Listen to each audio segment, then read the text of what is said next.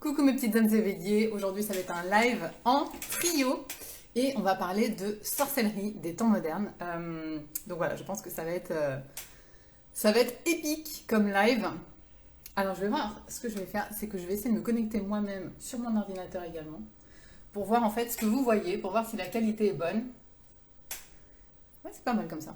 Alors, je vais appeler tout de suite mes copines, le grimoire d'Altea et Angélique. Alors,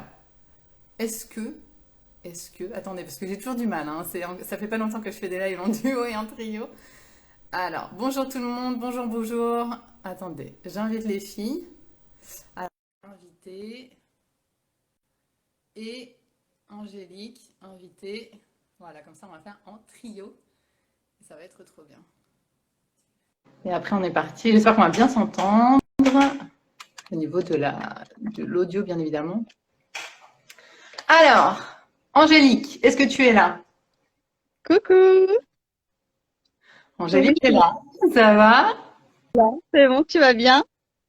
Oui, très bien. Alors, nous avons Angélique et on attend Fanny. Voyons voir Fanny, est-ce qu'elle peut se connecter aussi? Normalement, je l'ai invitée. Donc, Fanny, tu n'as plus qu'à accepter l'invitation, je pense. Coucou tout le monde. Coucou les filles, il y a beaucoup de filles.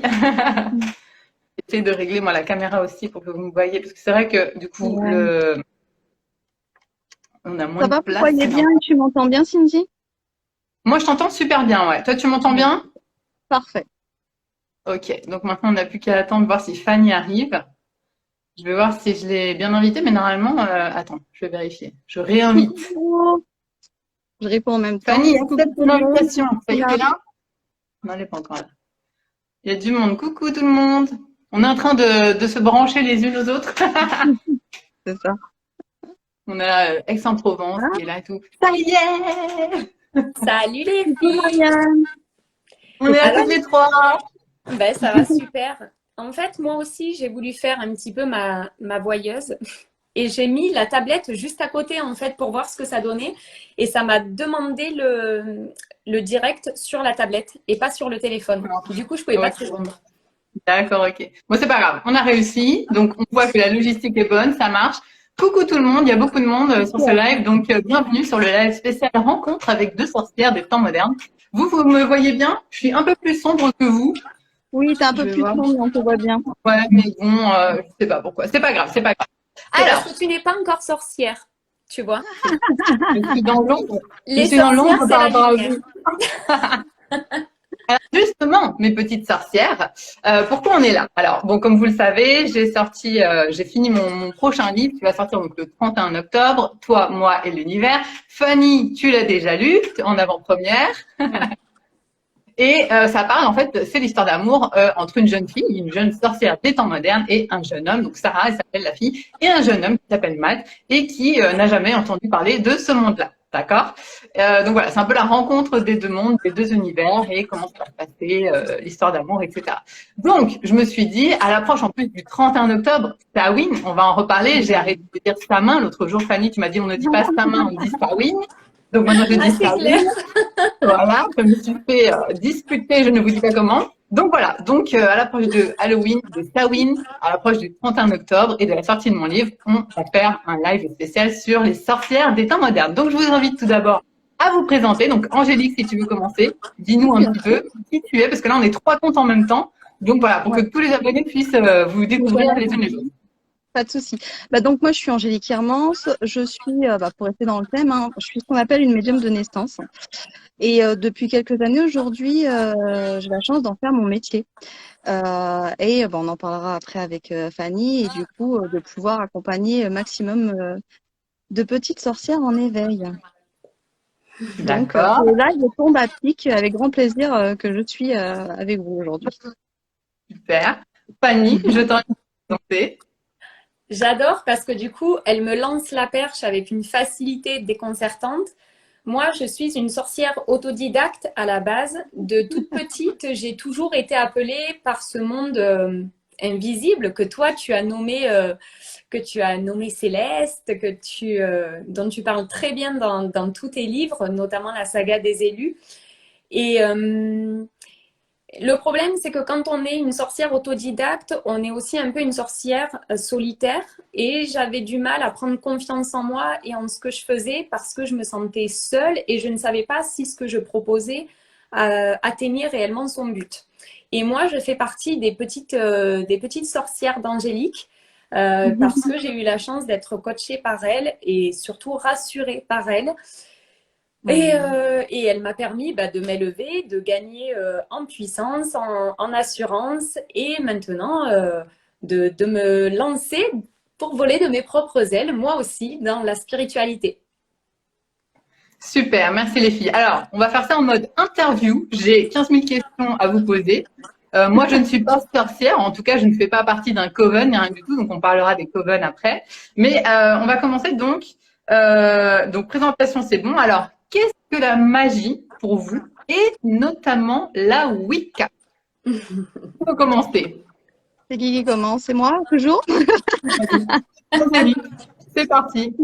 Bon. Alors, pour donner une explication de la magie, pour moi, c'est la capacité, en fait, à manifester son intention. C'est l'âme qui agit, hein. Quand on voit la magie, c'est l'âme qui agit, et c'est par des procédés différents, par des différents supports qu'on va réussir justement à augmenter d'une manière vibratoire une intention. La magie, c'est ça, c'est vraiment, ouais, c'est la capacité de manifester une intention précise en travaillant sur une énergie et avec d'autres énergies. C'est une synergie, en fait, la magie, une synergie qui est matérialisée. Très bien. C'est ce que je dis. Non, on a très bien compris. Et effectivement, moi, ce que j'ai pu en lire, notamment dans le livre sur la Wicca, c'était ça. C'était vraiment utiliser en fait notre propre énergie et les énergies donc de la nature, de tous les éléments pour manifester quelque chose. As-tu quelque chose à ajouter, Fanny? Je pense que tout est dit et moi ce que je rajouterais c'est que, alors par rapport à la Wicca, parce que moi je suis particulièrement Wicca, on travaille effectivement énormément avec la nature, avec donc les pierres, avec les herbes, avec les élémentaux, avec tout ce qui nous entoure. Pour moi, la magie, comme l'a dit Angélique, en langue des oiseaux, on l'entend, hein, c'est l'âme qui agit. C'est vraiment comprendre que l'on fait partie d'un grand tout. Et quand on a cette connaissance et cette certitude profonde que l'on fait partie de ce grand tout, on comprend que finalement on est reliés les uns aux autres et que rien qu'en me concentrant sur Angélique, en la visualisant, je peux agir sur elle, ou en me concentrant sur l'animal d'une amie, je peux agir et soigner son animal, ou en me concentrant sur un défunt, je peux communiquer avec lui, ce qui n'est pas mon cas. Mais ce qui est le cas d'Angélique. Et du coup, ça, c'est super important, c'est de comprendre que tout le monde a cette capacité-là. La magie, la sorcière, tout ça, c'est une image qui a été très galvaudée à travers le temps, mais en réalité, c'est quelque chose qui est naturel, c'est au fond de chacune d'entre nous. Il faut juste rallumer cette petite flamme, retrouver et rallumer cette petite flamme. Très joli. On est toujours dans cette histoire d'éveil, voilà, une petite étincelle, allumer la lumière. Alors, je vais vous demander comment vous êtes tombée dans la marmite. Donc, Angélique, tu nous as dit que c'était vraiment depuis que tu étais toute petite. Donc, moi, j'adore quand je rencontre des gens comme vous, parce que moi, je dis toujours, moi, j'ai pas de perception extrasensorielle, je n'entends pas, je ne vois pas. Après, mes copines, dont Fanny fait partie, me disent toujours, oui, mais toi, tu écris, ça passe par ta plume, tu canalises par ta plume. Mais moi, je n'entends pas, je ne vois pas, etc. Donc, ça me passionne de voir à quel point c'est extraordinaire vos capacités. Donc, comment t'es tombée dans la marmite, Angélique? Mais justement, tu vois, Cindy, je te coupe parce que toi, tu fais l'interview là. C'est facile pour toi. Tu poses les questions. Mais on va parler de toi aussi parce que, tu vois, dans Les Élus, tu m'as dit avoir écrit la saga des élus avant de vivre ton éveil spirituel. Et tout ce que tu as dit, moi, ça m'a paru être la réalité de ce que j'ai pu percevoir, de ce que j'ai pu ressentir. Donc ce livre, tu ne l'as pas écrit toute seule. Tu as été guidée. Tu as été je sais pas, la muse de quelqu'un, de quelque chose, parce que tu ne l'as pas écrit toute seule. C'est pas parce que tu ne t'en rends pas compte que la magie, elle n'est pas dans ta vie déjà, tu vois. C'est ça qui est trop beau.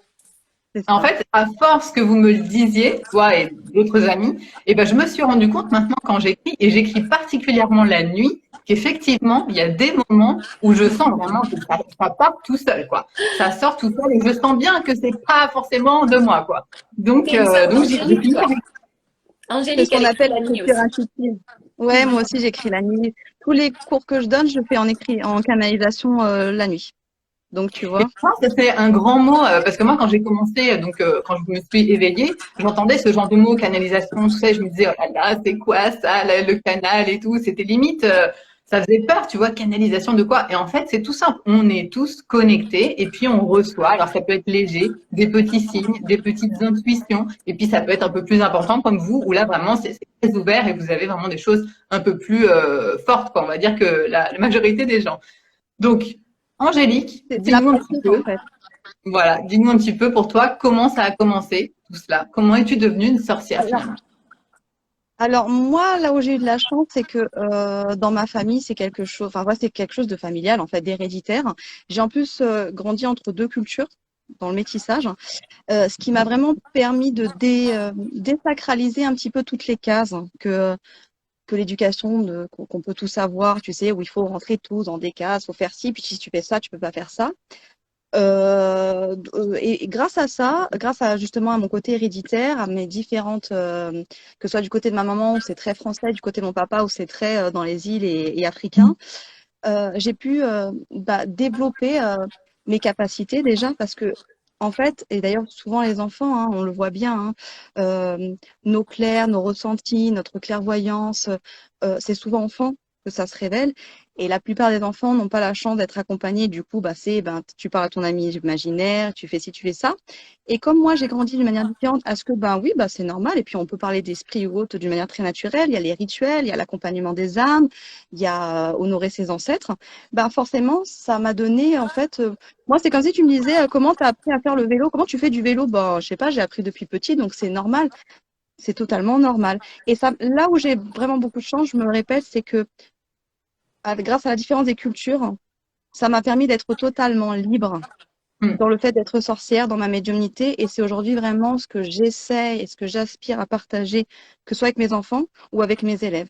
Être soi, être dans son équilibre. L'équilibre, c'est l'être qui est libre. Et c'est ça la magie, c'est la liberté. Ouais, ouais, magnifique, magnifique. Je parle Alors, beaucoup. Fanny, pour ta part, donc, comment c'est arrivé? Comment tu t'es découverte finalement sorcière des temps modernes?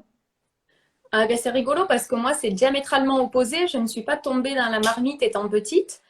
Je n'ai pas du tout une famille qui soit axée magie ou au contraire très chrétienne. Il faut pas sortir du cadre parce que sinon le diable va t'attraper par la queue.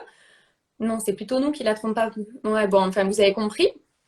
Et par contre, j'ai des réminiscences, j'ai beaucoup de souvenirs de petite où je disais à ma mère, mais de toute façon, qu'est-ce que je fais ici? Mais j'appartiens pas à ton monde, mais tu comprends pas, mais t'es pas ma mère, je veux pas être méchante, je te veux pas de mal, mais t'es pas ma mère, tu comprends?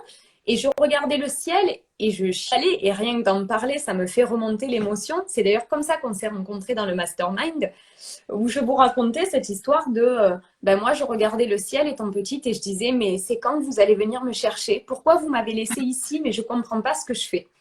Après tu as l'enfance qui passe où tes parents te disent que t'es un peu perché, que ce que tu dis, voir, entendre, ça n'existe pas, donc tu finis par le croire. Ensuite arrive Ouais. l'adolescence où tu as plus tendance à t'occuper de tes copines et des garçons que d'autres choses. Et puis petit à petit, et je crois que c'est la sorcellerie, enfin la magie qui m'a rappelé à elle en fait. Qui, de par mon métier d'infirmière à la base, d'être dans le soin avec les autres, de comprendre que le soin allopathique n'était pas toujours adapté, qu'il fallait aller chercher plus loin, peut-être dans les énergies, peut-être dans les plantes, peut-être en s'appuyant sur la lithothérapie, tout ça. Je me suis rapprochée d'une ouverture spirituelle en fait, petit à petit. Et je me suis formée sur le tas. Et puis après, j'ai rencontré Angélique. D'abord, D'accord. je me suis incluse dans une famille qui était la Wicca, parce que je m'y reconnaissais beaucoup, parce que la Wicca, c'est quelque chose de très libre, c'est un mouvement très libre. Certains en parlent comme d'une religion.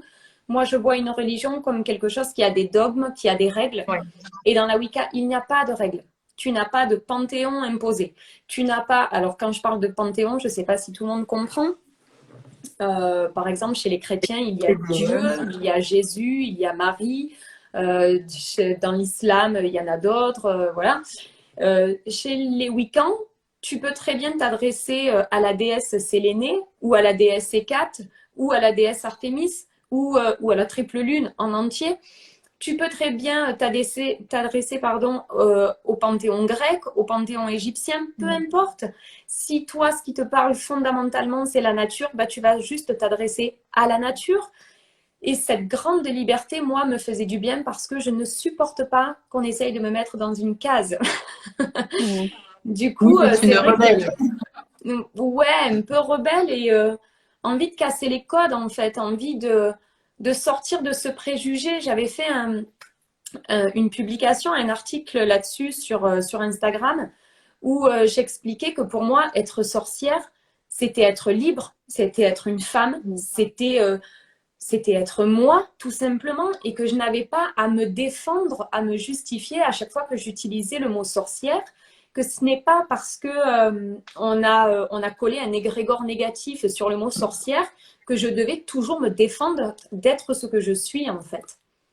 Donc, voilà. Oui, c'est ça. On essaye un petit peu d'enlever cet égrégore justement par rapport au nom, parce que l'histoire, bien évidemment, il y a une histoire assez lourde sur le mot sorcière. On se représente toujours. D'ailleurs, il y a un passage dans le livre où je le dis, hein, la sorcière, ça évoque tout de suite la vieille dame avec le nez crochu, le chat noir et le balai. Donc voilà. Dans sa cabane là au fond de la forêt. Bon, non, on n'en est plus là. Voilà, les choses ont changé. C'est bien pour ça qu'on fait ce live aussi, et on a la chance de vivre en 2022 et de pouvoir parler de ces choses-là librement. Donc on en profite. Et puis bah oui, les sorcières, elles existent encore, bien évidemment. Il y en a beaucoup plus que ce que vous pouvez imaginer, mesdames et messieurs. J'ai l'impression d'être au JT. Je sais pas dans le journal. Faut pas oublier qu'il y a des sorciers aussi. Oui. Comment? Il n'y a pas que des sorcières, il y a des sorciers aussi, de plus en plus. On va y venir. On va y venir parce que j'y ai pensé quand on a parlé d'être une femme et tout. Je me suis dit c'est important aussi on va parler après du fait que ce soit mixte ou pas mixte. Alors, question. Quelle est votre pratique? Comment pratiquez-vous donc la sorcellerie? Que faites-vous au quotidien? Est-ce qu'il y a des rituels comme ça, plus importants que d'autres à certains moments du mois? Racontez-nous un petit peu comment vous faites. Angélique, à toi l'honneur. Alors moi, comme je te disais, ma pratique, elle est universelle. Ça veut dire que je rentre dans aucun code. Je peux très bien travailler, comme le disait Fanny, hein, par exemple, si je dois faire des rituels de soins, je vais travailler avec Bouddha médecine, le Bouddha bleu. Je vais travailler avec Sélénée, qui est une déesse que j'apprécie particulièrement. En fait, la pratique, comment je pourrais la décrire? Ce qui est sûr, c'est que moi, je travaille beaucoup avec Sélénée, donc avec la divinité de la pleine lune. Donc, tous mes rituels, tout ce que je vais faire, j'ai toujours le moment de la pleine lune que je vais mettre en pratique. Après, la magie, c'est aussi de tous les jours. Il y a quelque chose qui va pas ou autre. On va mettre en place, encore une fois, une intention. On va l'appliquer pour que ça nous accompagne. Quelqu'un? Il a envie de s'exprimer, mais oui, les animaux aussi font de la magie.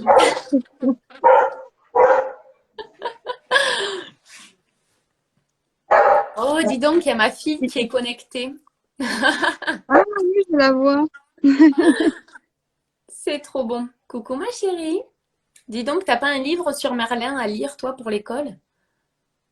Ah, pauvre. Elle est partie enfermer son loulou. Ouais. Bon, j'attends qu'elle revienne pour pouvoir finir. Après, c'est vrai qu'on a quand même une accroche particulière avec Sélénée. Oui, ça c'est sûr. Ah, ça c'est sûr, hein, depuis le départ. Hein. C'est. Mais oui. Coucou Sandrine. Ouais, il faut laisser parler les chiens, mais oui, tout à fait. En plus, on a Lorraine qui est par là. Je l'ai vue passer tout à l'heure, qui est communicatrice animalière. Elle va peut-être nous dire ce que le chien a voulu raconter. Tu vas lui mettre la pression, la pauvre. J'aime bien ma fille. Mais c'est vrai assis. Vous pouvez continuer sans moi, il n'y a pas de problème. Hein. Oh, t'inquiète, on t'a attendu. Mais non, mais attendez, non mais alors, vous savez ce qui est en train d'arriver là? Mes 6 paquets de mes 100 exemplaires de Toi, moi et l'univers. Ah, J'avais tout débranché, j'avais débranché l'interphone et tout, et le gars, il est arrivé jusqu'à ma porte. Et puis en plus, c'est mon chien, bien sûr, quand quelqu'un frappe à la porte, ça y est, elle devient folle. Il a frappé à ma porte et il m'a dit non, non, mais si, il faut te livre et tout. Je dis bon, je laisse tout ouvert, vas-y, vas-y, j'ai pas le temps, je suis en live sur Instagram, je lui ai dit. si ça, c'est pas une synchronicité. C'est clair. Donc c'est possible, mais je vais tout laisser ouvert, hein, mais bon, on va voir. Je lui ai dit pose tout là, je peux pas, je dois y retourner. Ah non, non, non, c'est pas possible. Bon, alors on en était où les filles? Je te disais au niveau de la pratique. Alors c'est vrai que moi, bon, c'est vraiment la pleine lune, donc c'est avec la déesse Sélénie avec lequel voilà, c'est systématique que je pratique mes rituels lors de la pleine lune. Mais s'il y a d'autres choses qui vont se mettre en place, la magie c'est tous les jours, il n'y a pas de règle. Donc c'est une pratique. Enfin, c'est comme si ça faisait partie de ma vie. Tu vois, de la question, c'est comment tu pratiques. Bah, tous les jours, s'il y a même avec Fanny Wo, s'il y a quoi que ce soit, bah, on va mettre tout de suite quelque chose en place parce qu'on va travailler sur notre énergie. Donc, tu devais répondre à ça. C'est ma pratique de la magie, c'est travailler sur mon énergie quotidiennement, D'accord. d'une manière Et Fanny, différente, avec des supports différents. alors, ta pratique quotidienne? Moi, ma pratique quotidienne, c'est de me relier chaque jour au ciel, à la terre, de m'ancrer, d'être moi, d'être droite dans mes bottes, de dire ce que je pense pour ne pas saper mon énergie en fait, et être toujours le plus possible porté par de bonnes vibes. Donc, essayer toujours, alors on n'est pas dans la naïveté, hein, mais essayer de toujours voir le bon côté des choses dans chaque chose qui arrive.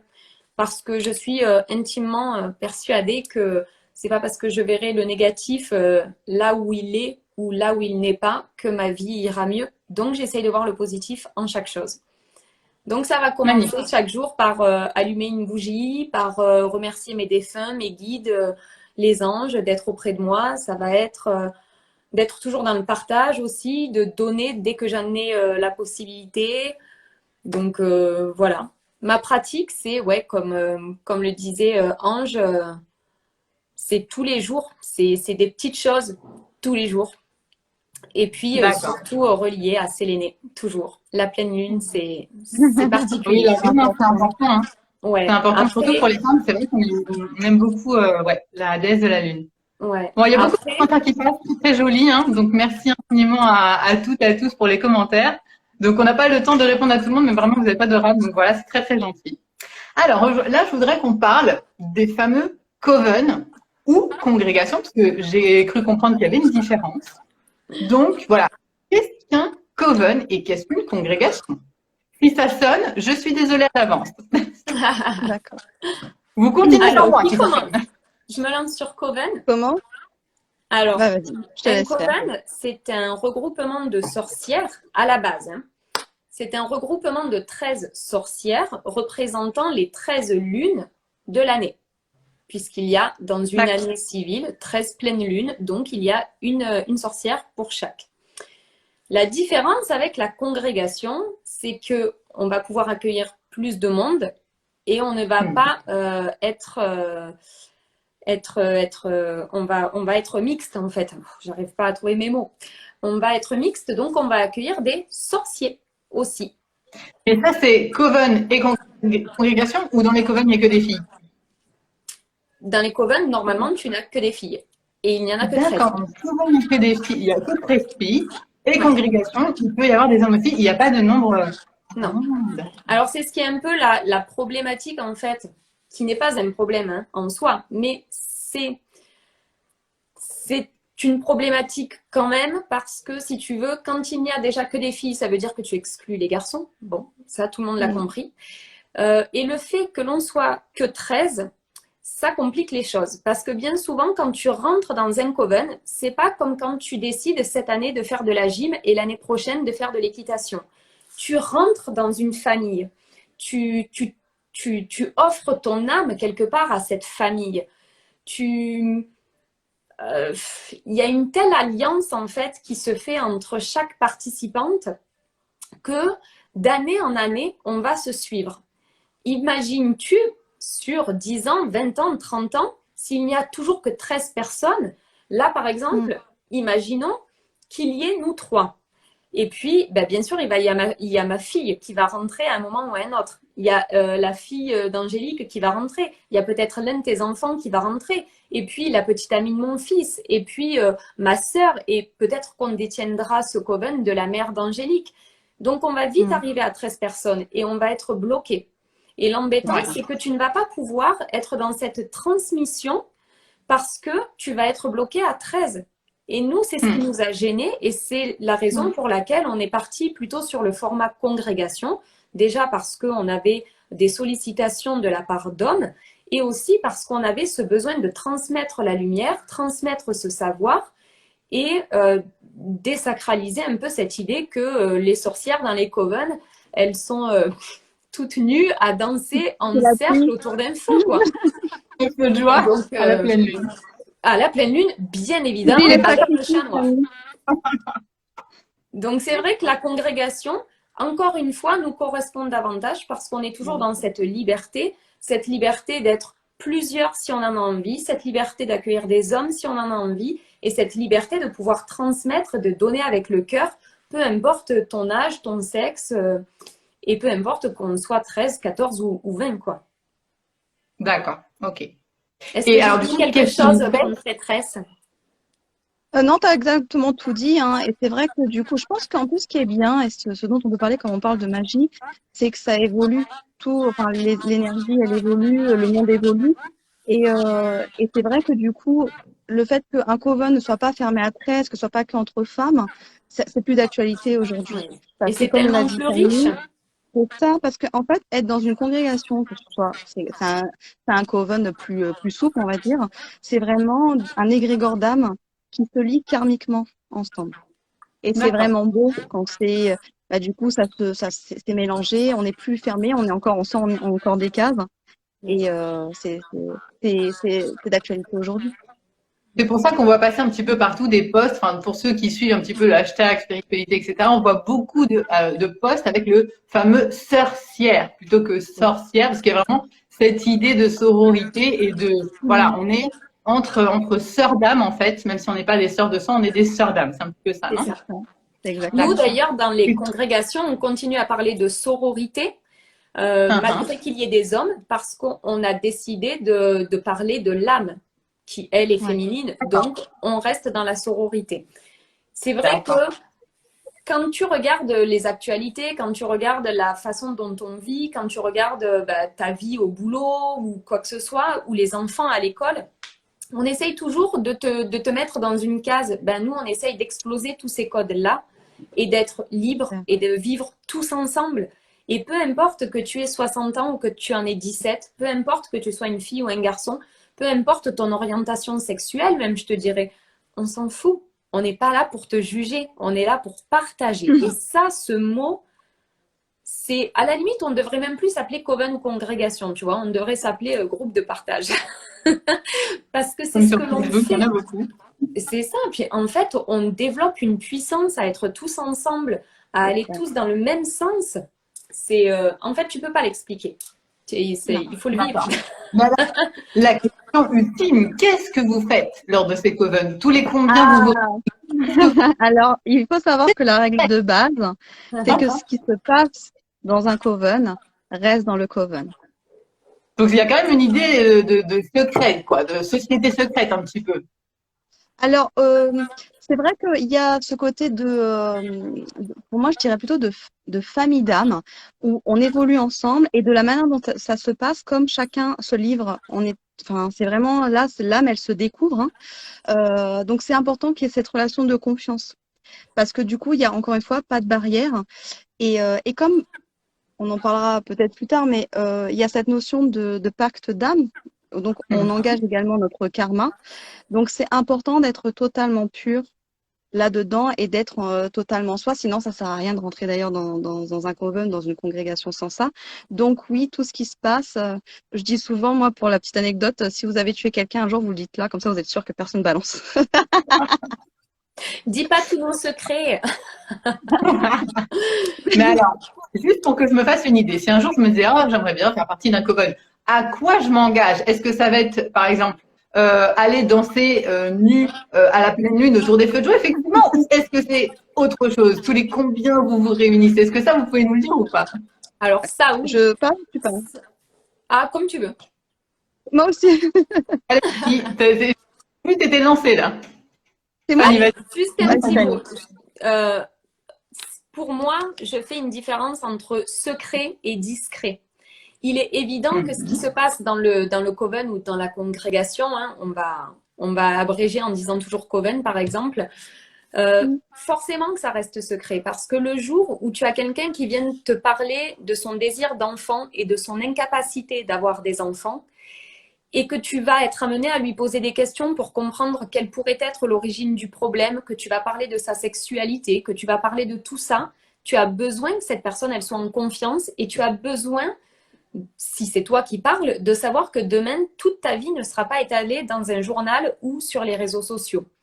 Donc, bien évidemment que l'on est tenu au secret. Après, on n'est pas une société secrète. On est simplement discret parce que tu vas pas étaler tout ce que tu fais. Ça ne sert à rien puisque tu ne pourras rien en dire de plus. Après, ce qu'on fait, je laisse la grande prêtresse en parler puisque nous avons le petit sourire malicieux que tu as eu, Fanny. Allez, je te lance la patate chaude. Allez, Angélique. Oui, parce que c'est Angélique qui canalise ce que l'on a à travailler de manière à être dans la justesse, en fait, en fonction de l'époque que l'on traverse. C'est elle qui canalise ce sur quoi on travaille à chaque congrégation. Donc, c'est normal que ce soit elle qui en parle. D'accord. Pour expliquer en fait qu'est-ce qu'on travaille. Alors comme l'a dit Fanny, c'est vrai que par exemple là actuellement sur les 2 covens que l'on a, c'est jamais pareil parce que tout se fait par canalisation. Le but du coven, c'est de se retrouver soi au niveau de son âme, se connecter aux énergies, à la base, à la source, et développer toutes les parties de son âme, qu'elles soient lumineuses, qu'elles soient sombres, pour se déployer et être totalement ce pourquoi on s'est incarné. C'est un travail en profondeur, c'est être vraiment totalement soi, sans aucune barrière, sans aucune case.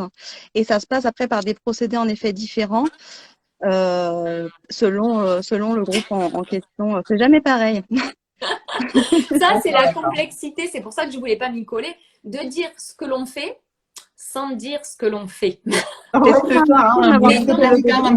Effectivement, on se rejoint dans les congrégations une fois par mois sous les énergies de la pleine lune. Donc, ça peut être 3-4 jours avant la pleine lune jusqu'à 3-4 jours après la pleine lune. On procède à des agapes, c'est-à-dire que c'est un peu l'auberge espagnole, tu dois connaître ça, à Alicante. Chacun apporte quelque chose à manger et à boire, de manière à déjà à lier nos énergies, à ce que chacun redescende de sa vie habituelle. Chacun arrive du travail, chacun arrive de ses gosses, voilà. On se pose, on est tous ensemble, on se relie et ensuite on commence le travail que l'on a à faire, qui n'est jamais déjà de se mettre à poil, ça c'est clair et net. Non, oui, non, jamais. Qui n'est jamais on aurait de monde, hein. Voilà, qui n'est jamais de danser autour d'un feu ni quoi que ce soit.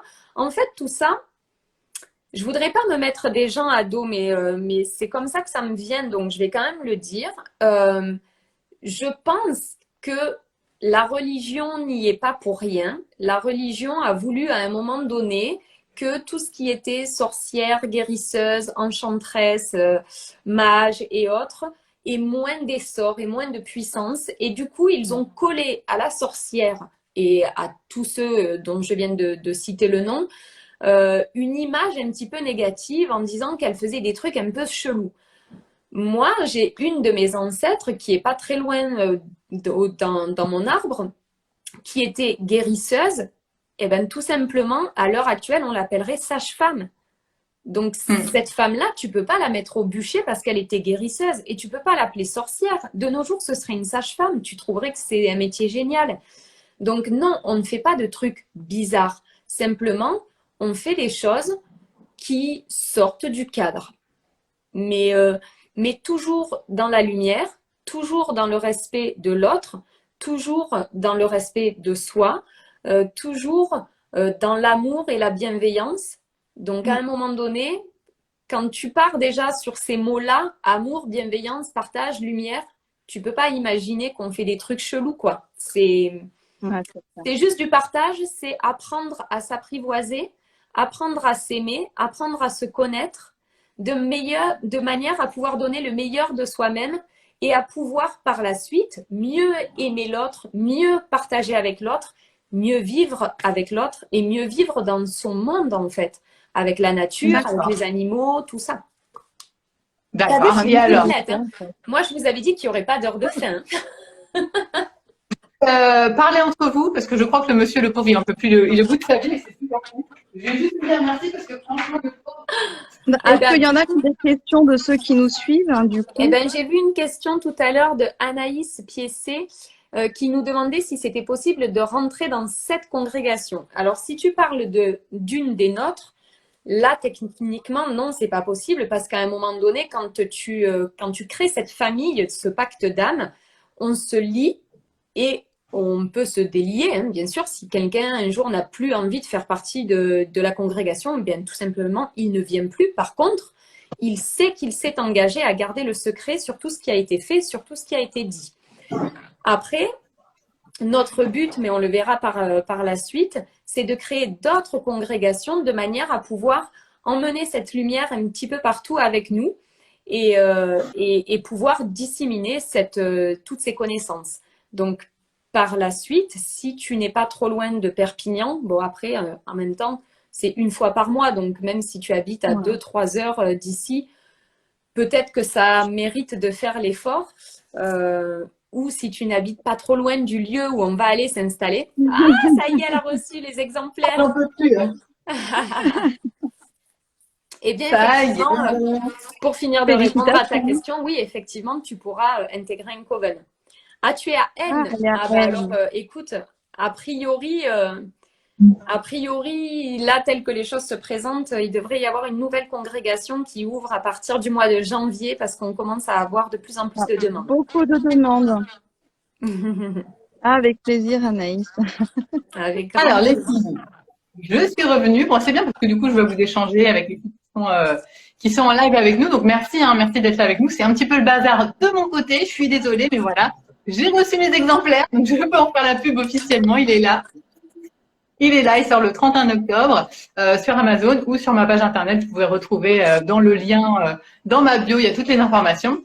Donc, poursuivons cette interview. Je me suis excusée auprès du courtier-voir. Je lui ai dit, je suis désolée, vraiment, là, c'était vraiment pas le bon moment.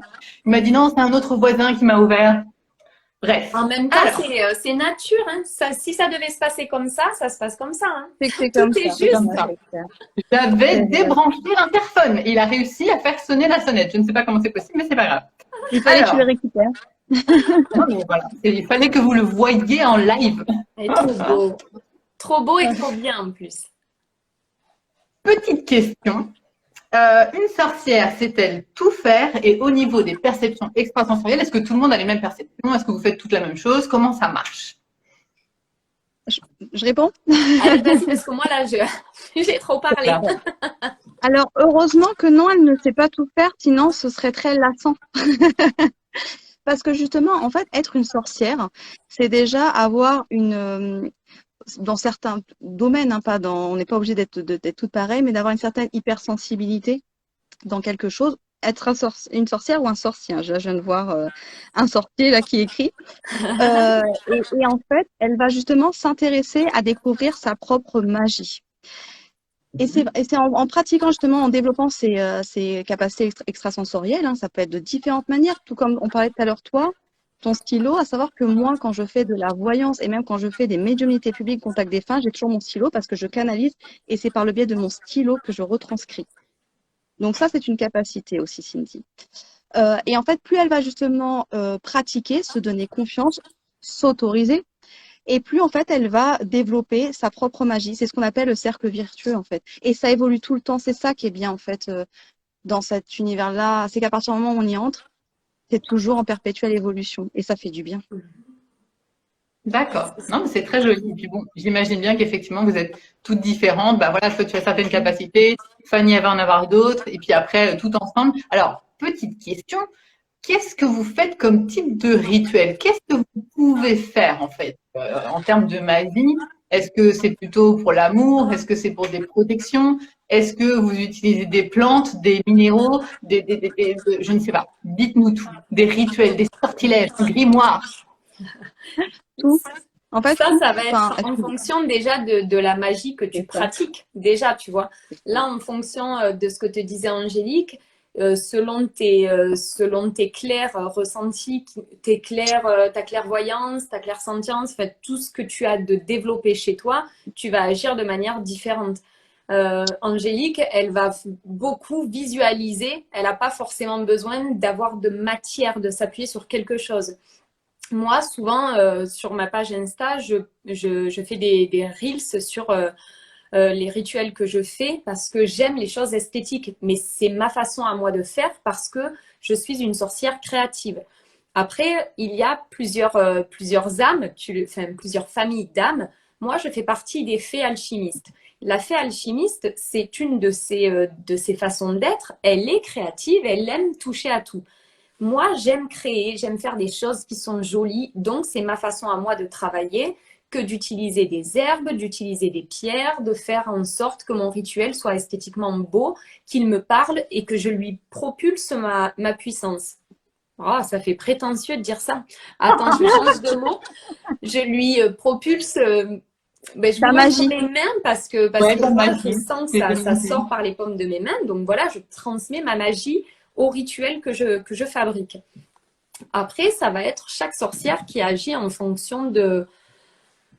On est libre, tu vois. Donc encore une fois, chacune va agir en fonction de ses croyances, en fonction de ce qui fonctionne pour elle. Il y en a qui vont utiliser la magie des dragons. Il y a peu de temps, moi, je parlais à Lorraine de mon dragon. Et oui, je possède un dragon. C'est la magie des sorcières. Je ne le possède pas d'ailleurs. Elle vient m'aider, mais je ne la possède en rien. Et Lorraine me disait, mais tu crois que moi, je peux faire appel à un dragon? Ben, bien sûr, Lorraine, qu'est-ce qui t'en empêche? Et elle a fait une sorte de méditation, je ne sais plus bien, peut-être qu'elle pourra nous le dire en commentaire. Et elle a vu ce dragon de couleur émeraude arriver vers elle qui est venu lui faire un soin. Elle me dit, ben voilà, j'ai un dragon qui est de couleur émeraude, je crois qu'il s'appelle émeraude, ben, c'est un dragon qui soigne. Ben voilà, c'est tout, c'est bon, c'est génial. Est-ce que pour autant c'est une dragonnière? Est-ce que pour autant c'est une sorcière du feu? Est-ce que pour autant il faut la mettre dans une case? Non, parce qu'elle agit avec ce que la nature lui offre. Et si à ce moment-là elle a vu un dragon, c'est que c'était juste pour elle de travailler avec le dragon. Magnifique. Alors, j'ai vu passer une question et il y a Sandrine Faéry qui est en train de répondre d'ailleurs parce que je me souviens que tu avais fait des posts sur les familles d'âmes. Il y avait une question dans les commentaires, c'était comment connaître sa famille d'âmes? Alors, je vais commencer à répondre et je laisserai Angélique terminer parce que c'est une question très intéressante. À la base, les familles d'âmes ont été créées par une personne dont je viens de manger le nom. Marie-Lise Labonté. Tu vois, je m'en suis souvenue. Ah, c'est bien. Tu vois, on est complémentaires. Marie-Lise Labonté, quand elle a créé les familles d'âmes, elle en a détecté 13. Petit à petit, on pense que... je l'avais expliqué aussi sur un post. Si tu veux, imagine que tu as un cercle. Ça, c'est la famille des alchimistes fées. À côté, tu as un autre cercle, c'est les guérisseuses. À côté, tu as un autre cercle, c'est les bâtisseurs. Et imagine que tu es comme une flamme de bougie. Tu rayonnes, tu vois. Tu n'es pas que la flamme, tu es aussi tout ce rayonnement qui est autour. Et bien, de la même manière, quand tu es une alchimiste fée, ton rayonnement fait que tu peux toucher un peu les guérisseuses, un peu les bâtisseurs, un petit peu d'autres familles. Et petit à petit, en fait, l'évolution, sans doute, a fait que les âmes se sont regroupées les unes les autres et qu'il n'en existerait plus 13. Il en existerait... Tadam il en existerait plutôt 7. Et ça c'est notre chère grande prêtresse qui le... Ils vont se demander pourquoi tu m'appelles comme ça. Parce qu'on a des degrés, pardon. Pardon, parce que dans les congrégations, on a des degrés. Donc, il y a toujours une grande prêtresse qui est celle qui est l'apprenante, qui est la sachante, qui est la sagesse. En dessous, tu as, enfin, en dessous, il n'y a pas, c'est pas une vraie hiérarchie. C'est pas elle qui commande. En accompagnant. Voilà, c'est plus dans l'accompagnement, puisqu'on est toujours dans cette notion de partage. Mais à côté, on va dire, du coup, tu as la prêtresse. Et les autres sont les initiés, ce sont ceux qui viennent justement pour apprendre.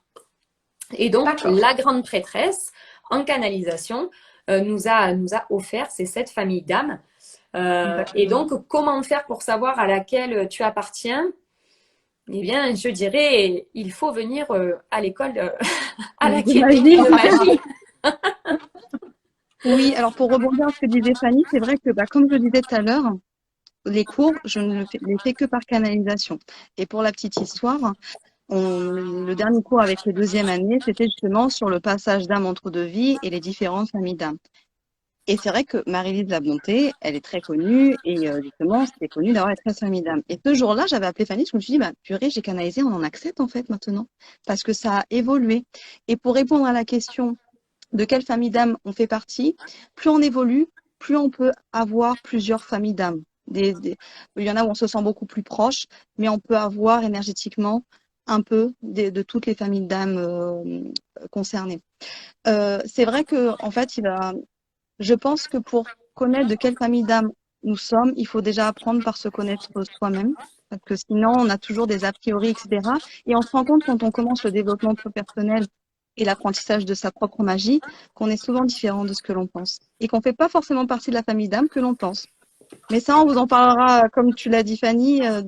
Vous verrez avec l'Académie de magie, vous trouverez vos réponses. Ouais, moi j'avais vu aussi. Alors en fait, en gros, ce que vous pouvez faire, donc ceux qui sont sur le live et qui aimeraient connaître leur famille d'âme, en fait, il n'y a pas de test à proprement parler. C'est pas comme quand on coche dans les magazines. Ah ça fait 3 points, 2 points, 1 point. C'est pas comme ça. Faut aller voir en fait la définition de chaque famille d'âme et essayer de se reconnaître dans la famille d'âme. Donc c'est pour ça que Angélique nous dit qu'il faut se connaître soi-même, puisque si on se connaît bien, à ce moment-là, on pourra dire ok, je suis plutôt dans les alchimistes fées ou plutôt dans les guerriers ceci, les enseignants cela. Voilà, vous répondez vous-même à la question en fait en fonction de la définition de chaque famille.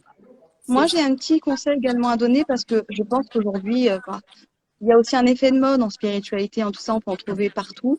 Ce qui est important pour les gens qui s'intéressent ou qui veulent savoir, c'est qu'il faut que ça vibre en eux.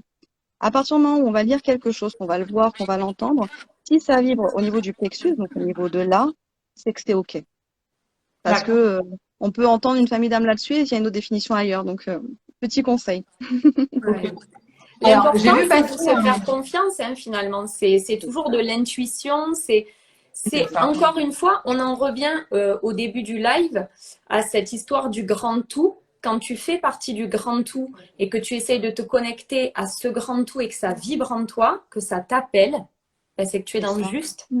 Et finalement, quelle peur tu peux avoir de te tromper? Si moi je dis que je suis une alchimiste fée et qu'en fait je suis une guérisseuse, ça ne va pas changer ma vie. Peut-être bien que je suis les deux. Peu importe.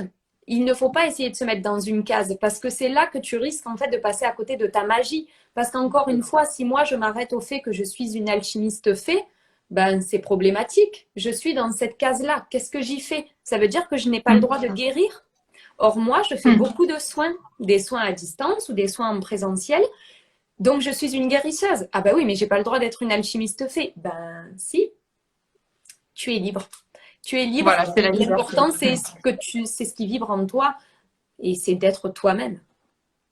Exactement. Très bien, très joli. Alors, j'ai vu une question passer sur le contact défunt. Donc là, ce sera plutôt Angélique qui nous répondra. Tout simplement, la question, c'était parlez-nous un petit peu de contact défunt. Alors, peut-être comment tu le fais toi, comment ça se passe pour toi. Vas-y, dis-nous. Alors, d'une manière très simple, le contact défunt, c'est ma première capacité. Donc, c'est vrai que c'est quelque chose à laquelle je suis très à l'aise aujourd'hui. Ça se passe de différentes manières, c'est jamais pareil en fait. Il y en a que je peux voir, il y en a que je peux sentir. Si je devais donner la donne qui ressemble le plus, c'est le côté émotionnel. Le contact défunt, c'est la différence d'ailleurs qu'on apprend quand on veut se connecter, que ce soit en défunt, avec les guides ou avec nos anges gardiens, c'est que le contact défunt va nous apporter vraiment une émotion qui ne nous appartient pas et qu'on va être en capacité de transcrire. Il y en a qu'on pourra voir, par contre, je ne vais pas les voir comme je te vois toi. Hein. Je vous rassure, je ne bois pas le café avec les défunts le matin. On n'est pas dans Mais, Ghost Whisperer. ouais, mais souvent, on me pose Mince. cette question-là, mais non. Et après le contact défunt, moi, c'est ce que je préfère de toi à moi parce qu'en fait, tu peux pas mentir, ça s'invente pas. Et souvent, ils ont ce pouvoir de manifester. Moi, j'ai rencontré plein de personnes que j'ai rencontrées dans la rue et que c'était le contact défunt, mais parce qu'en synchronicité, les défunts avaient prévu que je puisse être là pour passer leur message. Donc ça se passe. Soit je vais ressentir les émotions que je vais réussir à décrire, soit ça va être comme un film que j'ai déjà vu et que je vais pouvoir dire, ou ce qu'on appelle la claire connaissance, et du coup savoir, je vais donner toutes les informations sans savoir comment je le sais, mais parce que du coup il m'aura transmis ça. D'accord, Et magnifique. ça peut être différent de différentes manières. Là encore une fois, il n'y a pas de case. En fait, c'est ça. Dans la magie, il n'y a pas de case. Tout est possible. D'accord. Bah, franchement, merci. Et je pense que c'est bien aussi pour tous les gens qui vont voir le live de savoir que, par exemple, s'ils veulent faire un contact défunt, ils peuvent venir vers toi. Fanny, tu fais des soins. Allez voir les comptes d'Angélique et Fanny parce que franchement, vous faites plein de choses. Voilà, vous avez vraiment beaucoup de cordes à vos arcs, j'ai envie de dire. On voit, hein, Fanny, tous tes petits trucs là derrière. On voit bien que tu es dans la création. Donc, Ah, c'est voilà. clair. Vraiment, je vous invite à aller voir ce qu'elles font parce que c'est vraiment magique pour le coup. Alors, qu'est-ce que j'ai d'autre comme question? Oui, parce qu'on a parlé. Ah oui, on voulait parler un petit peu aussi des enfants. Comment aborder un petit peu finalement la sorcellerie avec les enfants? Comment ça se passe, vous, par exemple, dans vos familles? Alors, pour ma part, moi, comme je le disais précédemment, c'est quelque chose que j'aspire vraiment à désacraliser, à normaliser. Du coup, je pratique avec mes enfants, mais d'une manière naturelle. Hein. Là, par exemple, on parlait de Samhain, c'est vraiment, on fait un honneur à nos défunts, donc ben, ils vont participer avec moi lors de ce rituel-là. On va mettre une assiette pour nos défunts à ce moment-là, ils vont participer.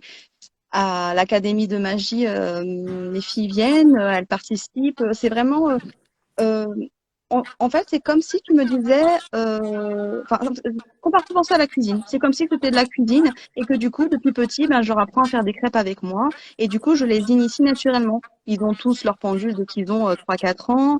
Génial. Quand ils font des contacts défunts, ben, ils le disent d'une manière très naturelle. Hein. Fanny peut en témoigner avec c'est ma petite dernière, elle adore ça, les contacts défunts. Donc, c'est d'une manière naturelle en fait, comme si j'étais une cuisinière qui apprenait la cuisine. Très beau, franchement très beau. Et c'est bien justement de voir qu'il y a des familles dans lesquelles on peut parler de ça et c'est normal, c'est commun, voilà. Parce que moi, par exemple, mon fils souvent me dit, bah, la nuit, j'entends des choses, je vois des choses. Il me dit là, j'ai vu une dame passer, une dame blanche, et moi je suis là, d'accord. Euh, parce que moi je la vois pas, mais en fait, du coup, quelle position j'adopte? Parce que bien évidemment, on est toujours dans la même idée on est un petit peu entre le monde matériel et le monde invisible. C'est-à-dire que voilà, le monde actuel n'est pas très très ouvert à ce genre de choses, donc je peux pas non plus lui dire, oh bah vas-y, oui, t'inquiète, c'est normal, ils existent tous, il y a des défunts partout. Bon, il n'a pas la Alors ça, capacité. c'est une croyance, Cindy. Bah moi je lui dis en fait, comme moi je sais pas, moi je lui dis, je te crois, je te comprends. Dis-leur simplement de te laisser tranquille pendant la nuit. Comme ça, je me mouille pas et en même temps, je ferme pas ses capacités à lui parce que je me dis que c'est important qu'il puisse expérimenter la chose, si c'est son destin ou je sais pas. En tout cas, qu'il ferme pas tout parce que c'est comme disait Fanny, quand on est petit, on nous dit souvent, oui mais non, ça c'est trop mensonge, c'est pas vrai, ça n'existe pas. Et finalement, bah si ça existe et du coup, bah, on ferme tout, surtout à l'adolescence, tout ça c'est hyper compliqué. Et du coup, après pour réouvrir, c'est vraiment plus compliqué. Il y a Ayam Bebesita qui nous dit les enfants sont plus sensibles et d'après ce que j'ai compris, vous me direz si j'ai raison, c'est jusqu'à 12 ans. Parce qu'à 12 ans, en fait, il y a le cerveau rationnel qui entre en jeu, mais jusqu'à 12 ans, ils sont vraiment, vraiment très, très ouverts à ces choses-là, parce que pour eux, c'est naturel et il n'y a aucun souci là-dessus, quoi. Ouais, moi je dirais vers 10-12 ans, c'est vrai qu'il y a des choses qui se ferment. Après, en fait, ce qu'il faut comprendre, c'est que les capacités extrasensorielles, c'est, comme peut-être je l'ai déjà dit, c'est une hypersensibilité qui nous permet justement de capter les énergies subtiles qu'on capte pas avec nos cinq sens.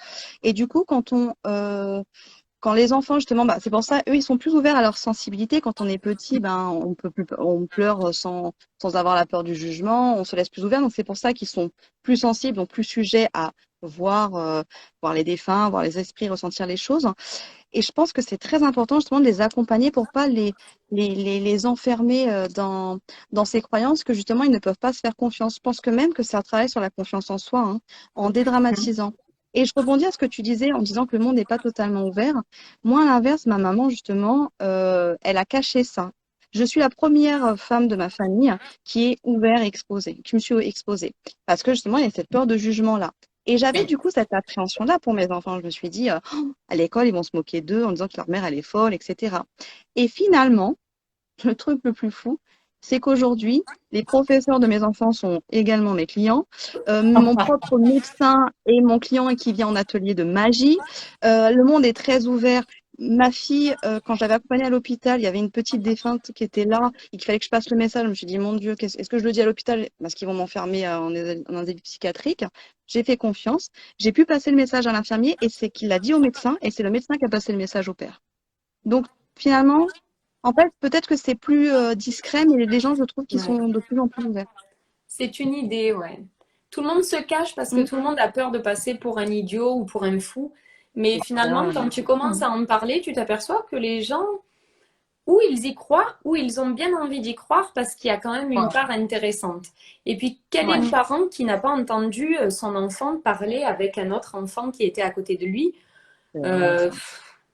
C'est... Tout à fait. Oui, non, mais je suis tout à fait d'accord, ouais. Bon, eh bien, magnifique. Alors, pour les enfants, vous aviez pas prévu de faire quelque chose, des ateliers ou quelque chose comme ça? Ça, c'est en cours, mais il faut ficeler tout ça intelligemment parce que c'est un terrain glissant. C'est un terrain glissant. Par exemple, moi qui suis très sorcière et qui l'assume, mon mari est très cartésien, il l'assume aussi. J'imagine deux parents comme ça, dont la maman amène sa petite fille, ou son petit garçon d'ailleurs, à l'une de ces après-midi de petite sorcière. Est-ce que le papa, un jour, ne va pas venir nous voir et nous reprocher qu'est-ce que vous avez appris à ma fille? Donc, c'est compliqué parce qu'en fait, tu as envie d'aider les parents dans ce cheminement, dans ce cheminement-là, dans l'accompagnement de leur enfant dans cet éveil spirituel. Et à la fois, tu as affaire à des enfants qui ont des parents et des parents qui n'ont pas forcément les mêmes idées que toi. Déjà, le papa et la maman n'ont pas toujours les mêmes idées sur la question, donc c'est compliqué, nous, d'arriver comme une tierce personne et de jouer un rôle dans cet éveil-là. Mais c'est un projet qui nous tient à cœur parce que, comme le disait Ange, elle amène ses filles avec elle à l'académie de magie. Moi, j'ai ma fille qui, des fois, dort sur le canapé parce qu'il y a des petits défunts qui jouent trop aux billes dans sa chambre et du coup, elle ne peut pas dormir tranquille. Donc, on a besoin d'accompagner les enfants là-dedans. Et on peut comprendre que les parents qui n'ont pas ces perceptions puissent être complètement paumés. Et il faut dire à ces enfants qu'ils sont normaux, surtout. Moi qui ai travaillé en hôpitaux psychiatriques, enfin en service psy, je n'y suis pas restée longtemps. Et quand ma cadre m'a demandé pourquoi je m'en allais, parce que je m'entendais bien avec toute l'équipe et tout, je lui ai dit parce qu'en fait, le souci, c'est que je crois les 3/4 des patients qui sont ici. Je pense qu'ils n'ont pas leur place dans cet hôpital. Je pense que ce qu'ils voient et ce qu'ils entendent est une réalité. Pour certains d'entre eux, j'ai vu et j'ai entendu les mêmes choses qu'eux. Et pourtant, c'est pas pour autant que vous m'avez mis dans une des chambres. Donc, je pense que ce sont des vies qui ont été brisées, peut-être parce qu'elles n'ont pas été accompagnées comme il le fallait, quand il le fallait. Ouais. Et d'ailleurs, pour ça, heureusement que de nos jours, on a Internet et on a accès à toutes ces informations, parce qu'effectivement, moi, j'ai lu aussi pas mal de choses là-dessus, dans lesquelles il disait que la plupart beaucoup de médiums, en tout cas, ont fini en hôpital psychiatrique pour ne pas avoir appris à gérer ça et à se dire tout simplement que c'était normal, etc. C'est ça qui est terrible, quoi. Donc, ils n'ont pas été accompagnés, en fait. Je rebondis à ce que tu disais, mais c'est vrai que nous, on a, après, c'est le côté juridique, comme le disait Fanny, mais on pense vraiment à faire Bon, bah non, je le dis, j'hésitais, hein, mais nos après-midi de sortir avec les enfants, parce qu'il y a d'autres choses qui vont se mettre en place, mais il faut que ce soit en effet ficelé, que ça ne nous apporte pas préjudice. Si en effet il y a des conflits intrafamiliaux qui nous concernent pas, mais auxquels on peut être sujette à ça. Mais on a vraiment envie, parce qu'on voit qu'il y a de plus en plus d'enfants plus éveillés, et des parents comme toi, hein, Cindy, qui ne savent pas du coup comment se positionner, et de juste les accompagner en disant, bah tu vois en fait, c'est ok, et on peut te montrer comment tu peux développer ça, et ça Ouais, développera en plus sur leur confiance en eux. Alors vous exactement. m'excusez, il y a un voisin qui crie, je ne sais pas d'où ça vient, je m'excuse par rapport. On Non, mais on l'entend n'entend pas, pas, on n'entend pas. Ah on ouais, il fait t'entend des bruits, pas. c'est ça, il y a un match de foot ou quoi? Non, Non, tu vois, t'inquiète pas, c'est bon, non. la complexité aussi, c'est par exemple les parents divorcés. Est-ce que Hmm. Ça, toi, c'est ça, moi, en qui me fait le tant plus peur. qu'accompagnante, je ne sais pas quel nom on pourrait se donner hein, dans ce cadre-là, dans l'Académie de magie, dans les après-midi de sorcières, mais est-ce qu'en tant qu'accompagnante, tu es là pour t'immiscer dans la vie de la maman ou du papa, à lui demander s'ils sont mariés, si le papa est au courant, est-ce qu'il faut demander un document signé certifiant Ouais. que le papa est Ouais, au pour courant et qu'il est C'est d'accord? ça. Et dans Hmm. le cas de parents qui sont séparés, ben oui, et alors son père il s'en fout, sa mère elle s'en fout, je fais ce que je veux. Ben non, parce que ça pourrait être un problème pour nous. Donc c'est vrai que c'est C'est ça. compliqué. Tu peux pas. Ouais. Déjà avec les adultes, c'est compliqué, des fois. Ah, alors que les Mais enfants. alors avec les enfants, non. On peut pas faire n'importe quoi. Ouais, donc voilà, pour avoir au niveau un petit peu de la logistique, comment ça se passe, et puis après, j'imagine que vous annoncerez ça sur vos comptes respectifs, donc et Ça, puis c'est bien clair. sûr, je reposterai en story moi aussi, hein, donc on fera de la pub. Alors, une petite question sympa et facile. À partir de combien de temps peut-on considérer qu'on est une sorcière? Tu réponds, je réponds pour nous. Bah moi, ma réponse, elle serait simple. Tu es sorcière quand tu décides que tu l'es et que tu mets C'est tout ça. en œuvre pour l'être. C'est à partir du moment où tu prends confiance et conscience que, en effet, ben, tu as peut-être des ressentis ou des choses qui sont peut-être différentes de ce que qu'on t'oblige à être, qu'on t'oblige à penser, et que tu commences à te faire confiance. C'est là où tu te connectes à ce qu'on disait depuis tout à l'heure, hein, à ta propre magie. Et il n'y a pas faut pas que il y ait, allez, 1 an d'expérience. Non, tu es sorcière à partir du moment où tu t'autorises. C'est l'autorisation, tout simplement. Très bien. C'est hyper important ça, parce que ça, c'est une question qu'on a reçue justement des abonnés. Et voilà, en fait, on est sorcière bah, quand on a confiance en soi et qu'on se dit, bah voilà, bah, en fait, à partir de maintenant, bah, j'estime que je suis une sorcière, j'ai confiance en moi, en ce que je fais. C'est la liberté, c'est ce que vous dites vous depuis le C'est départ. ça. La C'est ça. liberté de dire, moi, je fais des rituels, mais je ne sais même pas ce que je fais. C'est-à-dire que je prends de l'eau, allez, un petit peu de sel, hein, ça pour l'élémentaire, mais parce que je le ressens comme ça, je me dis, allez, je vais mettre ça parce que j'ai envie, ça parce que, voilà, ça sort comme ça sort, et en général, en fait, c'est toujours l'intention qui compte, et ça marche, en fait. Si on y croit, et si on y met l'intention, normalement, ça marche. C'est ça. C'est parce que Parce- c'est ça la magie. Pardon. Non, vas-y, je t'en prie. En fait, ton intention, tu vas l'amplifier avec des éléments. Que ce soit des élémentaux, que ce soit des formes géométriques sacrées, que ce soit à la magie, enfin juste avec une bougie, tu vas en fait juste l'augmenter, mais ça part de ton intention. L'intention, c'est la plus grande des magies. Et tout ce que tu vas mettre à côté, ça va faire que augmenter. C'est comme des impulsateurs énergétiques. Donc, il n'y a pas de recette miracle. C'est juste ce qui te ressemble le plus à toi, qui va te résonner, que tu vas réussir à vibrer. Magnifique, magnifique définition. Je pense qu'on a fait la définition parfaite de la magie et de la sorcellerie, donc Ça sortait du super. cœur.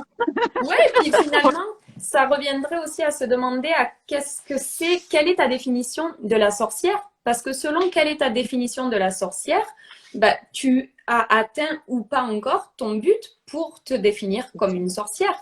Si pour toi, c'est simplement pratiquer pendant les esbats et les sabbats, si pour toi, c'est faire des dédications à la pleine lune, si pour toi, c'est avoir un rituel chaque matin et chaque soir, faire des prières, des mantras, si pour toi, c'est faire de la méditation, selon les critères que tu t'imposes, entre guillemets, selon le cadre que tu donnes à ce qu'est une sorcière, alors à ce moment-là, eh bien, c'est à toi de définir à quel moment tu as atteint ton cadre, à quel moment tu as atteint ton but et donc à quel moment tu es une sorcière.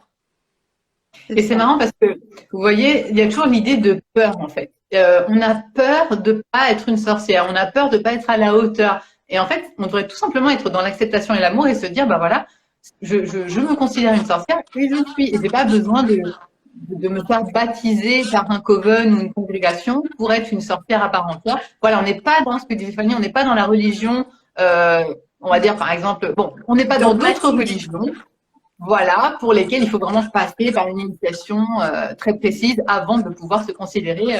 Moi, je parlais de mon expérience personnelle. Quand j'étais adolescente, un oncle à ma mère est décédé. Ils l'ont enterré pendant que j'étais en colonie de vacances et je suis revenue et on m'a dit voilà, bah, il est mort et enterré. Et ça a été le début de mon éveil spirituel parce que je me suis dit waouh.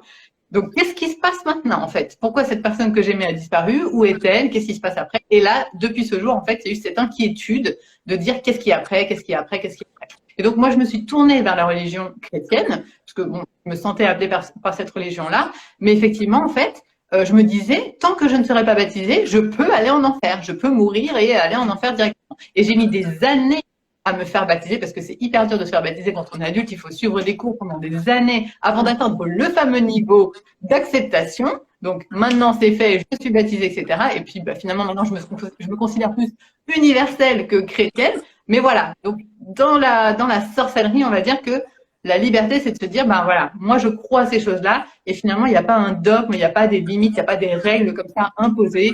Finalement, c'est l'univers et moi, bah, c'est toi, moi et l'univers. C'est ça. Bah, c'est exactement ça, tu vois. Tu vois, non, mais effectivement, il a dû être canalisé. Parce que maintenant, j'y pense, ça fait quand même beaucoup de coïncidences. Mais tu sais, ce qu'il y a de rigolo finalement, c'est que quand tu commences à étudier un petit peu toutes les religions et que tu rentres, alors que ce soit dans la Wicca ou dans tout autre courant magique, tu t'aperçois que finalement, on revient toujours aux mêmes choses. Finalement, ça tourne en rond. Un petit peu comme quand nous, on va fêter le sabbat de l'Ita, le chrétien, il va fêter Noël et le je ne sais quoi va fêter autre chose. Mais au final, tout le monde fête la même chose. Le 21 juin, il y a la fête de la musique, c'est les feux de la Saint-Jean. Ben, pour nous, ça correspond à un sabbat aussi. Donc finalement, c'est un grand tout, toujours. Toujours. Et là, d'ailleurs, si on parle de Samhain, bah, c'est la même chose. Pour certains, donc ça va être la Toussaint, donc la fête de tous les saints. Pour d'autres, ça va être donc Halloween, c'est pareil, c'est un mélange Halloween, justement, j'avais fait un live là-dessus, c'était un mélange de Samhain et de la Toussaint. Ils avaient uni les deux, ça donnait Halloween. Et donc, pour les sorcières, on va dire, ce sera plutôt Samhain. Et au Mexique, c'est la fête des morts, c'est encore autre chose, mais on est bien d'accord que c'est tout à la même date, en fait. Oui, oui, oui. Oui, bah, tu vois, moi, je suis allée au Pérou il n'y a pas longtemps.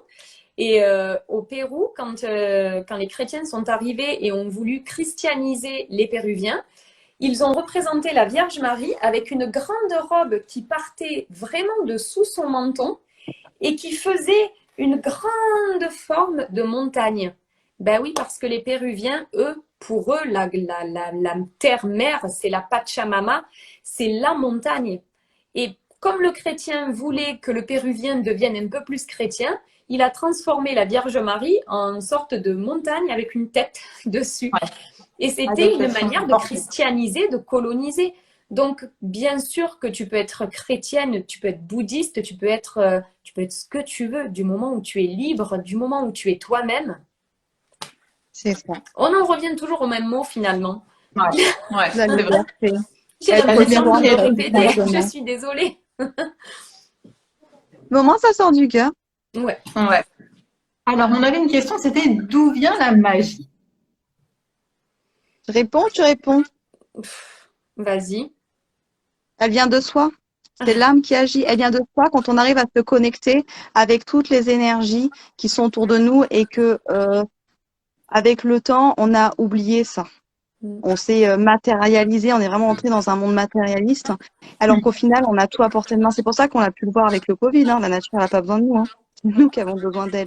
Et à partir du moment où on arrive à se connecter à son soi, sans être dans nos obligations métro, boulot, dodo, notre énergie, elle est connectée avec la source, avec toutes les énergies qui nous entourent. Et là, la magie, elle se déploie. Magnifique. Très belle définition.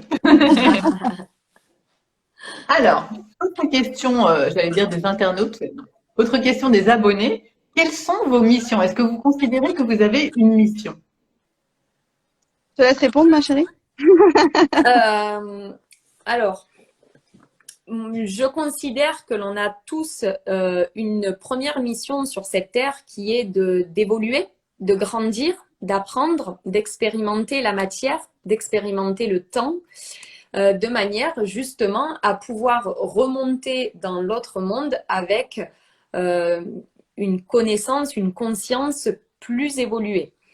Après, sans doute que certains d'entre nous, peut-être pas tous. Pourquoi? Parce que je pense qu'on n'a pas tous le même niveau de réincarnation.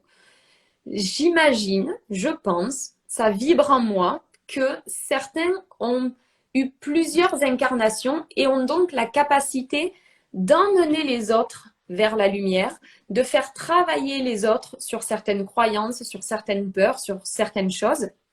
Et du coup, il me semble, oui, que certains ont des missions particulières. Moi, j'en ai reçu 3 de la part de mes guides.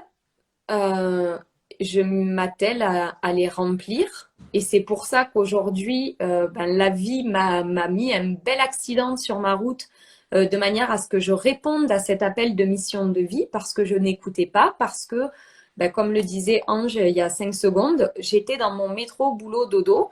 Je suis chef d'entreprise, je suis une épouse, j'ai des enfants, je dois. Et il y a un jour, en fait, où l'univers t'envoie un gros scud, te dit stop, tu dois quoi exactement, à part t'occuper de toi? Tu fais quoi dans ta vie, à part être toujours à vouloir aller plus vite, à gagner plus, à faire plus? Recentre-toi sur toi, recentre-toi sur l'essentiel. Et d'un seul coup, tes missions te semblent plus évidentes et tu essayes d'y répondre du mieux que tu peux. Magnifique. Très joli. Alors, une petite question que j'ai vu passer tout à l'heure et j'ai oublié de vous la poser, c'était sur le feu. Apparemment, c'est une inquiétude de l'un des spectateurs. Est-ce que le feu veut dire que, alors la phobie du feu, la peur du feu, moi aussi je l'ai, hein, est-ce que ça veut dire qu'on a été brûlé sur le bûcher obligatoirement ou est-ce que ça peut venir d'ailleurs?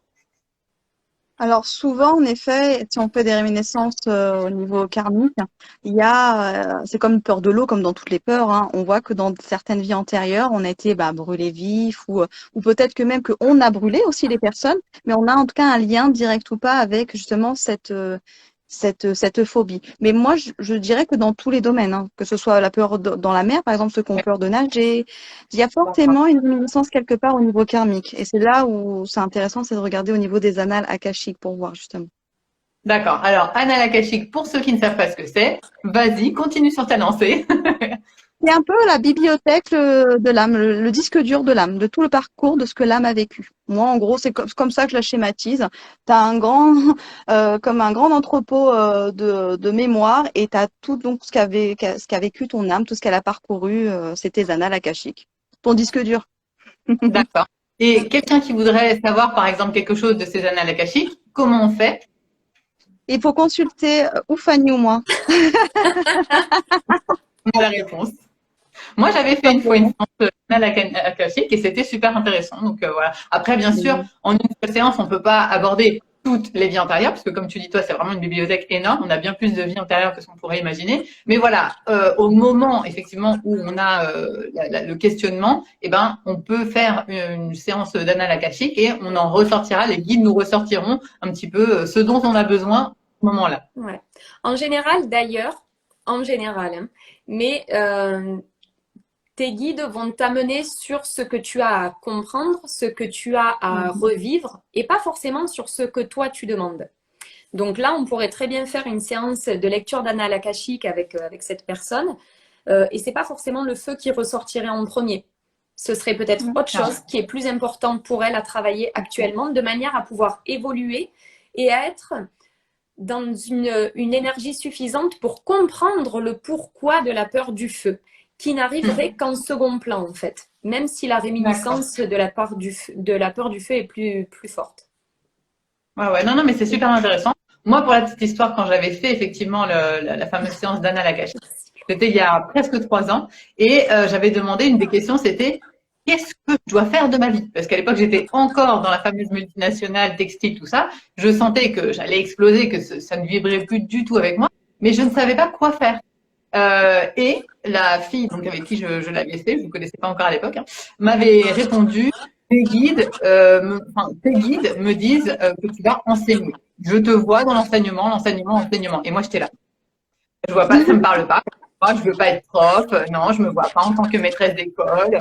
Et 3 ans après, je me dis, bah, qu'est-ce que je fais finalement sur le compte éveil spirituel? Et tu m'en avais parlé, Fanny, une fois. Oui. Tu m'avais dit, toi, tu es dans la famille des enseignantes. Bah, parce que qu'est-ce que je fais? En fait, retransmettre tout ce que j'apprends. Hop, je vous le donne, je vous le donne, je vous le donne. Donc, j'enseigne. Donc, je me dis, bah ouais, ils avaient bien répondu. Tout est juste. Et tout n'arrive pas forcément à la seconde à laquelle on la demande. Et des fois aussi, on reçoit les réponses, mais on n'a pas envie de les voir.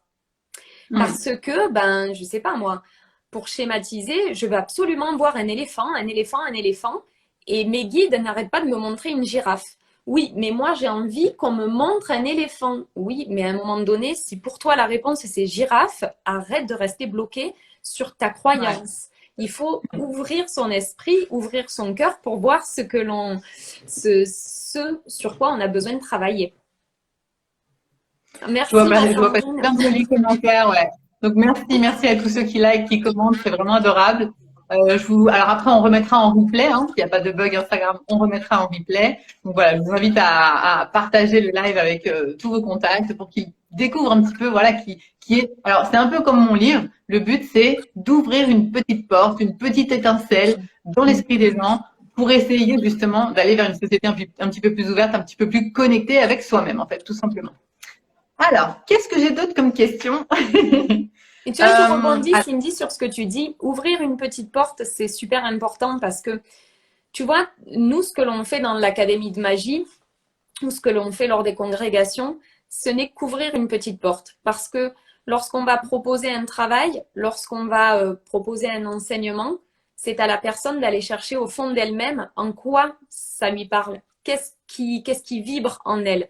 Tu peux pas faire le travail à sa place, tu vois. Donc, c'est toujours, nous aussi, hein, on ne fait qu'ouvrir une petite porte. Et là, la petite porte, qui est quand même assez grande, que tu as ouverte avec toi, moi et l'univers, c'est une porte qui ouvre à tous les possibles et qui donne tellement d'espoir. Oula, ça vibre. Alors moi, il faut le savoir, je suis une grande émotive. Quand ça vibre, Angélique disait ça sort au niveau du plexus solaire. Moi, ça monte. Moi, je me noie. Tu ouvres une grande porte parce que tu permets avec des mots simples de montrer aux gens qu'avec de toutes petites choses, toutes naturelles, chaque jour, on peut s'initier à la magie, se comprendre, s'aimer, s'ouvrir au monde qui nous entoure. Et ça, c'est de l'enseignement pur et dur. Chapeau bas, madame. Merci. Arrête, moi aussi je vais pleurer, moi aussi je suis émotive. Merci infiniment. Ça me fait plaisir. Et puis voilà, tu as été vraiment une des premières à le lire. Donc, c'est toujours important, hein, la sortie d'un livre. Voilà, on écrit une histoire, ça vient comme ça, on a envie de transmettre quelque chose. Moi, j'ai envie de faire rêver les gens avec la saga les élus. Mais là, toi, moi et l'univers, c'est différent. C'est vraiment, c'est vivre un éveil spirituel en direct, en fait. Voilà. Et du coup, c'est important pour moi parce que je suis quand même le compte éveil spirituel. Donc, voilà, j'attends beaucoup de ces livres. J'espère que les gens, pour l'instant, tous les retours que j'en ai, c'est ça. Effectivement, c'est les gens me disent, waouh, je m'attendais pas à ça. Et puis là, ça m'a chamboulé en fait. Voilà, ça m'a ouvert une petite porte. Donc je me dis, ok, c'est bon, ça marche. Donc c'est cool. Alors une question pour vous, c'est que diriez-vous aux gens donc qui sont novices, qui ont lu des livres, qui ont vu des séries ou des films et qui aimeraient s'initier à la magie, à la sorcellerie? Par où on commence? Tu commences ou je commence? Vas-y, parce que j'ai l'impression que je vais sinon encore me répéter. Moi aussi, hein, parce qu'on est toujours sur le même fil conducteur. La première chose à faire, c'est de s'autoriser. S'autoriser à voir déjà ce qui nous parle et pas écouter ce que l'expérience et la vision des choses de quelqu'un d'autre, parce qu'on est tous différents.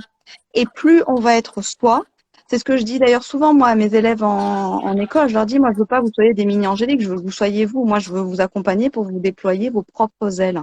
Donc, s'ils ont besoin, bon, c'est vrai que moi, j'ai un petit truc par rapport à ce qu'on peut trouver sur Internet ou dans les livres auxquels je suis pas totalement d'accord, mais qu'ils aillent s'informer là où ils le sentent, qu'ils se fassent confiance à leur intuition, parce que on dit souvent que quand l'élève est prêt, le maître arrive, hein. Donc, qu'ils se fassent tendance à oser, pas de rester enfermés chez eux ou autre, et aller manifester. Et je pense que, enfin, moi, j'ai cette confiance vraiment absolue que l'univers mettra à ces personnes-là les bonnes personnes ou les bonnes informations qui leur permettront de pratiquer. Après, ce qui est sûr, c'est qu'en magie, c'est comme la cuisine. Si tu ne pratiques pas, tu ne pourras jamais savoir cuisiner. Ouais, voilà, c'est la pratique, en fait. C'est commencer, c'est comme je dis toujours, moi, je pourrais vous dire 150 000 choses, mais en fait, il faut que vous expérimentiez pour que vous vous fassiez votre propre opinion. Il n'y a que ça qui compte, finalement. C'est comme si quelqu'un vous dit, voilà, je vois un défunt à côté de toi, bah oui, si moi je le vois pas, je vais pas y croire. Donc, la spiritualité, c'est ultra personnel et on peut jamais convaincre quelqu'un. Il faut le vivre à fond. Faut le vivre. C'est ça, Il faut suffisamment se faire confiance et, comme disait Ange, s'autoriser. Parce que finalement, alors je ne dis pas qu'il n'y a pas de bons ouvrages, parce que j'en connais qui sont très bons. J'ai pas beaucoup de livres, mais pour certains que j'ai qui comportent des rituels, j'en ai testé certains qui ont plutôt bien marché. Je pense que pour celui ou celle qui ne se fait pas confiance, le livre peut être intéressant parce que ça va être un support. Mais qui dit support dit base. Par-dessus ça, il faut absolument, enfin pour moi c'est une évidence, il faut absolument que tu y mettes tes ingrédients à toi. C'est comme cette histoire de cuisine dont parle Ange. On va te donner tous les ingrédients pour faire la tarte aux pommes. Si on ne te dit pas comment la faire, tu risques pas de faire une tarte aux pommes. Petite 1. Petit 2, peut-être que toi tu aimes la cannelle. C'est important de rajouter de la cannelle parce que toi tu aimes ça. Donc fais-toi confiance, rajoute de la cannelle. Ça marchera beaucoup mieux parce que tu t'es fait confiance, tu t'es écouté. Ensuite, il y a beaucoup, alors moins dans les livres, mais plus sur Internet. Je trouve que sur Internet, il y a beaucoup de copier-coller qui ont été faits. Beaucoup de choses qui ont été un petit peu galvaudées. Parfois, on a pris un petit bout de ce qu'on a trouvé sur tel site, un petit bout de ce qu'on a trouvé sur tel site, et puis on a fait notre soi-disant propre idée. C'est un petit peu faussé. Du coup, moi, je dirais que dans un premier temps, ben, il faut se faire confiance, il faut oser. Et du coup, c'est là qu'arrive la pratique. Plus tu vas tester, plus tu vas t'apercevoir de ce qui fonctionne ou pas. Parce que il n'y a pas deux sorcières qui soient identiques. Ce matin, alors ça n'a rien à voir et tout à voir, ce matin, ma fille me dit « Oh, j'ai rêvé de ça, qu'est-ce que tu penses que ça veut dire ?» Et qu'est-ce que j'ai fait? Je lui ai retourné sa question. Et toi, qu'est-ce que tu penses que ça veut dire? Oh maman, arrête de faire ça, c'est pénible, tu me réponds pas. Je lui dis, tu sais Sarah, alors je sais pas si Margot est sur le live, c'est une amie à moi qui est enceinte et qui a des envies de femme enceinte, hein, bien sûr. Je lui dis, tu sais, si Margot cette nuit, elle a rêvé d'un clown, peut-être qu'elle va associer le clown à la fête foraine et qu'elle va se dire, ah ça c'est parce que j'ai envie de manger une pomme d'amour ou des churros avec plein de Nutella. Moi, si je rêve d'un clown, je me dis qu'il y a quelque chose de pas net qui va m'arriver dans quelques jours. Parce que clairement, le clown, il me fout les jetons. Donc, je vais associer le clown à quelque chose de dangereux, à quelque chose de pas net qui risque de m'arriver. Donc, la magie, pour moi, c'est un petit peu pareil. Tu peux pas la trouver dans un livre parce que ta magie, elle est à l'intérieur de toi. Personne ne peut te dire quelle est-elle. On peut te donner des ingrédients, on peut te donner des formules, on peut t'emmener sur un chemin, mais après, c'est un peu comme le chemin de Compostelle, hein, c'est un chemin initiatique, c'est à toi de faire ta propre magie, et c'est pour ça que chaque sorcière, normalement, possède son livre des ombres, son grimoire, parce que c'est à l'intérieur que tu vas noter tout ce que tu fais, tout ce que tu testes, et aussi tout ce qui n'a pas marché. Et tout ce qui a marché, et tout ce que tu as ressenti par la suite. Qu'est-ce que tu aurais dû rajouter? Est-ce que tu avais ressenti ça? Ah, je ne me suis pas écoutée, j'avais ressenti que j'aurais dû rajouter de la lavande, je ne l'ai pas fait, et maintenant j'ai cette odeur de lavande dans le nez, et je me dis que si je l'avais fait, ben, peut-être ça aurait mieux marché. Donc de la confiance et de l'ouverture d'esprit, et encore de la confiance saupoudrée de confiance. C'est vrai ce que tu dis par rapport au grimoire. Tu vois, moi, quand j'ai commencé à m'intéresser un petit peu à la Wicca, à la sorcellerie, bah, finalement, tu découvres que le fameux livre des ombres, en fait, oui, il y a des rituels déjà que tu peux utiliser, mais en fait, le véritable livre des ombres, le véritable grimoire, il est vierge. Il n'y a rien dedans. C'est à toi de l'écrire. C'est ça qui est fantastique quand même. Donc là, tu rentres dans ce monde-là en te disant, ouais, je vais faire comme dans Charmed, je vais ouvrir le grimoire là et je vais avoir plein de sorts et de sortilèges et tout. En fait, non, en fait, il faut tester soi-même et inventer soi-même les rituels, les sortilèges, etc. et voir, comme tu dis, Fanny, ce qui marche, ce qui ne marche pas, comment j'aurais pu faire autrement, etc. Donc, c'est vraiment de la pratique. La sorcellerie, finalement, c'est de la pratique. On peut Alors, customiser et qui change et qui évolue en enfin, c'est toujours. Moi, j'ai des rituels que je faisais avant et que je les modifie. C'est perpétuel renouvellement. d'accord. Alors, est-ce que le moment est arrivé de parler peut-être de votre projet? Parce que il faut savoir que les gens, là, ils vous regardent et ils disent, ouais, bah, moi, j'aimerais bien peut-être aller voir Fanny, aller voir Angélique. Vous avez parlé de l'Académie de magie. J'ai vu des gens qui disaient, c'est quoi l'Académie de magie? Donc voilà. Qu'est-ce que vous avez à nous proposer pour les gens qui voudraient prendre contact avec vous? Je laisse Fanny commencer. Ah, merci. Alors, on tenait à profiter en fait de la sortie de ton livre le 31 octobre, qui est une date donc très importante pour les sorcières puisque c'est Samhain, c'est le nouvel an des sorcières, pour ouvrir notre propre académie de magie qui existe déjà un petit peu parce que on a déjà 2 classes d'école de magie, on a 2 congrégations, mais là on voudrait s'exporter parce que ben, ça fait partie de nos missions, les fameuses missions dont on parlait tout à l'heure. On s'est senti investi et j'espère que ça n'a rien de prétentieux dans ce que vous entendez parce que ce n'est pas du tout le sens du mot que je veux donner. On s'est senti investi de cette mission de transmettre la lumière parce que l'on a eu beaucoup de retours en fait, tout simplement par Instagram, par TikTok, de personnes qui nous voyaient à La Rochelle, en Bretagne, dans le Nord, je ne sais où, dans les Vosges, et qui nous disaient, Marseille, partout. voilà, Marseille, l'Auvergne, qui nous disaient, mais moi aussi j'ai envie de faire ça, moi aussi j'ai envie d'apprendre, comment je fais?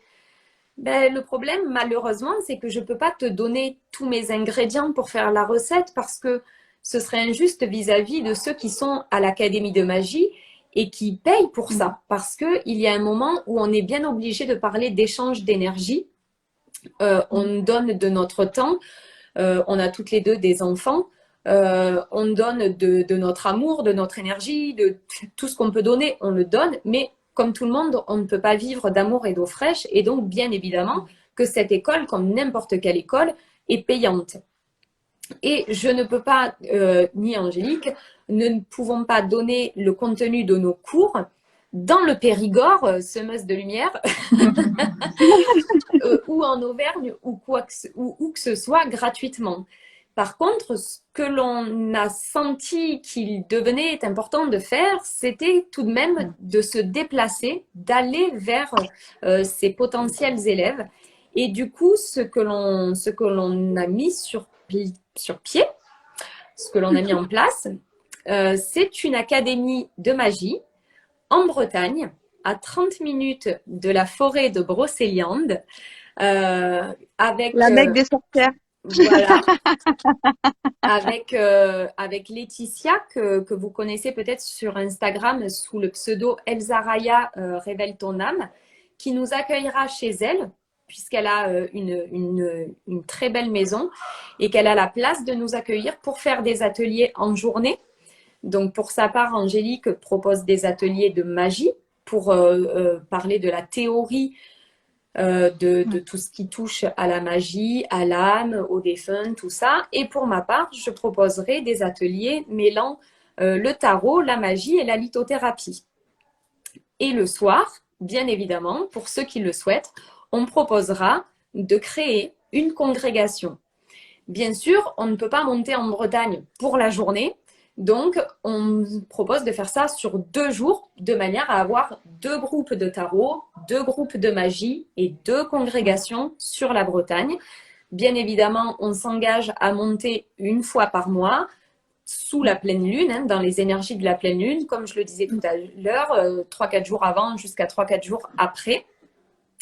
Et donc, voilà, ça c'était notre petit secret que l'on tenait, que l'on gardait précieusement jusque-là. Je sais pas, est-ce que tu as quelque chose à rajouter? Bah, je vais continuer sur ta lancée, hein. C'est vrai que du coup, comme on a déjà commencé, là, je crois que ça fait 3 ans hein, que l'Académie de magie a ouvert et du coup, il y a de plus en plus L'Académie de de magie, elle personnes. est à Perpignan, on est Oui, d'accord? à Perpignan. Perpignan, ouais, aujourd'hui. Avec les Coven, on a eu vraiment un engouement de personnes qui nous ont demandé. Et c'est vrai que du coup, bah, on a eu cette idée de s'exporter, mais à un endroit précis parce qu'on peut pas faire le tour de la France, hein, c'est pas possible, pour justement partager ça. Donc, pour ma part, comme l'a dit Fanny, moi, dans les après-midi, dans l'école de magie que j'appelle la magie d'Angélique, donc c'est vraiment apprendre à développer ses capacités, c'est clair, la numérologie, le contact défunt, monter un rituel. C'est vraiment le côté très théorique qu'on mettra ensuite en pratique plutôt en deuxième année. Et le soir, on se réunit, elle et moi, pour justement unir nos deux énergies comme on le fait déjà en Coven, pour pratiquer justement les congrégations de la magie. Moi, j'aime bien dire, alors c'est peut-être péjoratif, les Coven, les congrégations, c'est la magie à l'état pur. On n'a plus le côté New Age, Ouais. comme il dit. Ça sera donc à Brocéliande, à 30 km de Brocéliande. Voilà. Alors, Côté. les ateliers seront à Carentoire même, puisque pour les ateliers, on a quand même besoin d'avoir un toit sur notre tête, surtout durant les mois d'hiver. Et ensuite, pour ce qui est des congrégations, on essaye de privilégier, comme ici à Perpignan, un maximum la nature. Et c'est là que l'on s'aperçoit du fameux sorcière New Age. Ouais. Ou quand tu demandes à un sorcier ou une sorcière en pleine nuit, alors qu'il y a du vent, qu'il faut marcher un petit peu pour aller en pleine forêt ou au bord de la rivière, ça embête un petit peu parce qu'il fait froid, parce qu'il fait nuit, parce qu'on ne sait pas trop où on met les pieds, parce qu'on part avec nos lanternes à l'ancienne, on part avec nos petites bougies. Et c'est vrai que, j'en parlais tout à l'heure avec ce chemin initiatique, avec ce chemin de Compostelle, il y a un moment où il faut que chacun et chacune entendent, comprennent que on va à la rencontre de nous-mêmes, on va au plus profond de nous-mêmes et on est sur ce chemin initiatique et qu'il faut faire des efforts pour ça. Et toi-même, tu parlais de ce mentor, Laïn, qui est très connu en Espagne, qui remplit des salles de milliers et de milliers de personnes, qui répondait à ses followers en disant non, je ne viendrai pas dans tous les pays hispanophones du monde. Non, je n'irai pas au Mexique. Non, je n'irai pas au Pérou. Je resterai en Espagne. Et si vous voulez venir à moi, vous ferez l'effort de venir à moi parce que 50% du boulot, c'est déjà de faire l'effort de vouloir et de faire l'effort de venir. Et là, c'est un petit peu la même chose. Vouloir travailler sur soi, vouloir se comprendre, vouloir se connaître, vouloir comprendre sa partie lumière, sa partie sombre, c'est aller à la rencontre de soi, c'est être réellement sur un chemin. Et du coup, sur ce chemin, oui, des fois, il faut faire des efforts. Alors oui, des fois, tu sors, il pleut, il fait noir, il y a du vent, c'est pas super agréable, mais ça fait partie du chemin parce que tu fais l'effort pour toi-même d'avancer. Bien entendu, on ne va pas risquer la pneumonie une fois par mois. Donc, quand vraiment la météo ne s'y prête pas, Laetitia, donc Elsa Raya Révèle ton âme, nous propose de faire ça chez elle, soit dans son jardin si les conditions météo sont un petit peu incertaines mais que ça tient, soit dans son salon, dans sa salle de soins, peu importe l'endroit qui s'y prêtera. Donc effectivement, on sera basé à Carentoire, donc à 30 minutes de la forêt de Brocéliande pour ce qui est des ateliers. Et ensuite, bien évidemment, en forêt de Brocéliande pour les congrégations, autant que le temps le permet. Et effectivement, Sandrine Ferry nous avait proposé d'aller chez elle, puisque son jardin s'étend dans la forêt de Brocéliande. Magnifique. La forêt de Brocéliande, pour être d'origine bretonne et avoir passé toutes mes vacances quand j'étais petite chez mes grands-parents qui étaient donc à 200 mètres de la forêt de Brocéliande, c'est de la magie à l'état pur. Et pour la petite anecdote, en fait, moi, la magie, quand j'étais là-bas, je la sentais. Je savais pas ce que c'était, mais je la sentais. C'est-à-dire, je sentais une chape alors là, c'était pas une chape de plomb, c'était une chape de magie autour de moi. Et un jour, quand j'étais pas encore réveillée, je me disais, mais c'est pas possible, il y a que moi qui sais ça quand j'arrive en Bretagne, ça me fait un truc bizarre. Je vais voir tous les sites des légendes. Moi, j'adore, je suis férue de légendes, je crois en toutes les légendes. Et moi, quand je suis là-bas, c'est bon. Je deviens effectivement une sorcière parce que je suis emportée par la magie. J'ai l'impression qu'il y a des chevaliers avec des fées qui vont sortir à chaque coin de forêt. Et donc, une fois, j'étais allée sur un groupe Facebook de druides pour dire, excusez-moi, mais est-ce que je suis la seule qui sent les énergies en forêt de Brocéliande? Je crois que je n'avais même pas eu de réponse. Mais en fait, après, quand j'ai vécu mon éveil spirituel et que maintenant que je connais des gens comme vous, je sais que c'est normal, mais vraiment, c'était une inquiétude. Je me disais, pourquoi moi? Pourquoi je ressens des trucs? Là-bas, la magie, elle est palpable. Là-bas, la magie, elle est palpable. Donc, je pense que ça va être un truc de dingue. Moi, pour avoir visité la forêt en long, en large et en travers, je me souviens une fois, avec mon frère, on était petits, on avait trouvé sur des troncs d'arbres coupés des petits sachets rouges. Ça devait être des druides qui étaient passés par là. Enfin bref, là-bas, la magie, elle est partout. Donc, ça va être incroyable, quoi, vos congrégations là-bas. Alors, du coup, ça va être à partir de quand? Janvier. On fait une D'accord. rentrée. Et si on veut s'inscrire, comment on fait? Alors, J'ai pas entendu, pardon. pour Si s'inscrire. on veut s'inscrire, comment on fait? Là, on vous annonce ça en avant-première. L'académie n'ouvrira que le 31 octobre. À partir du 31 octobre, sur le site angéliquehermans.com ou sur mon site .fr, ma chérie, .fr. Il faut t'exporter dans le monde. Bon, en même temps, si vous tapez Angélique Hermans tout attaché, vous ne pouvez tomber que sur elle parce que c'est son nom et son prénom, donc personne ne peut l'usurper. Ou sur mon site, le grimoire d'Altea. Moi, je sais même pas si je suis .fr ou .com, tu vois, donc moi, je suis une sorcière moderne, mais pas 0. Dans la description live, je mettrai vos 2 sites internet. Voilà, c'est gentil. Du coup, à partir du 31 octobre, vous pourrez sur nos sites internet vous inscrire soit pour un ou l'autre atelier, soit pour la congrégation. Étant bien entendu que, alors que ce soit pour la magie d'Angélique ou pour les ateliers tarot magie litho, c'est un apprentissage, on est bien d'accord. C'est comme quand vous allez à l'école de danse, par exemple, vous ne faites pas un cours en disant « moi, je vais apprendre la bachata ». Je fais un cours et je ressors et c'est bon, je fais la bachata. C'est un engagement, bien évidemment. Encore une fois, comme on l'a dit tout à l'heure, c'est 50% du travail que de s'engager, que de faire l'effort de. Donc, bien évidemment. C'est toujours cette idée en fonction du temps et de l'énergie que je vais mettre sur quelque chose, je vais recevoir en retour. C'est la loi d'attraction. C'est la loi de l'attraction pure et dure, c'est la manifestation pure et dure. Si je fais un cours, j'aurai les résultats que je peux avoir en un cours. C'est ça. Si je fais une formation, à ce moment-là, j'apprendrai véritablement toutes ces belles choses que vous nous proposez. Tout à fait. Du coup, là, on comprend bien, par contre, nous, les premières, ayant des familles, que tout le monde, en juillet et en août, a un petit peu un programme qui est chamboulé parce que les enfants ne sont plus à l'école, parce qu'il y a les vacances, tout ça, tout ça. Donc, le programme s'étalera de janvier jusqu'à juin, donc une fois par mois.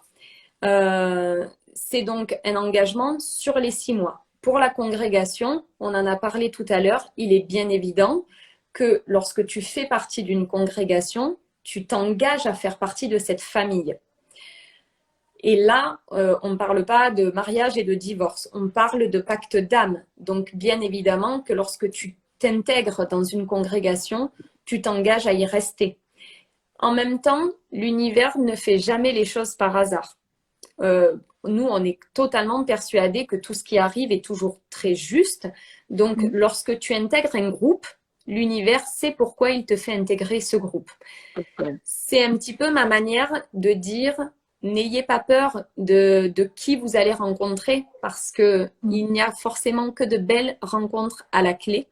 Vous n'allez rencontrer que des personnes qui vont vous enrichir, vous apprendre, parce que ce groupe, il est là pour vous transcender, pour vous donner son énergie. Et il y a toujours une synergie qui se crée. Donc, bien évidemment, le premier cours, on apprend toujours un petit peu, enfin la première congrégation, hein, on apprend toujours un petit peu à se connaître. Tout le monde est un petit peu gêné. Et du coup, nous, on rame. On rame fort à donner de l'énergie. Bon, même en académie, hein, c'est pareil. Hein. Oui, pareil pour l'académie. On rame fort pour donner de l'énergie. Mais une fois que la synergie se crée, on a de très belles choses. Nous, on a vécu des choses dont je ne pourrais pas parler, mais on a vécu des choses et vu des choses.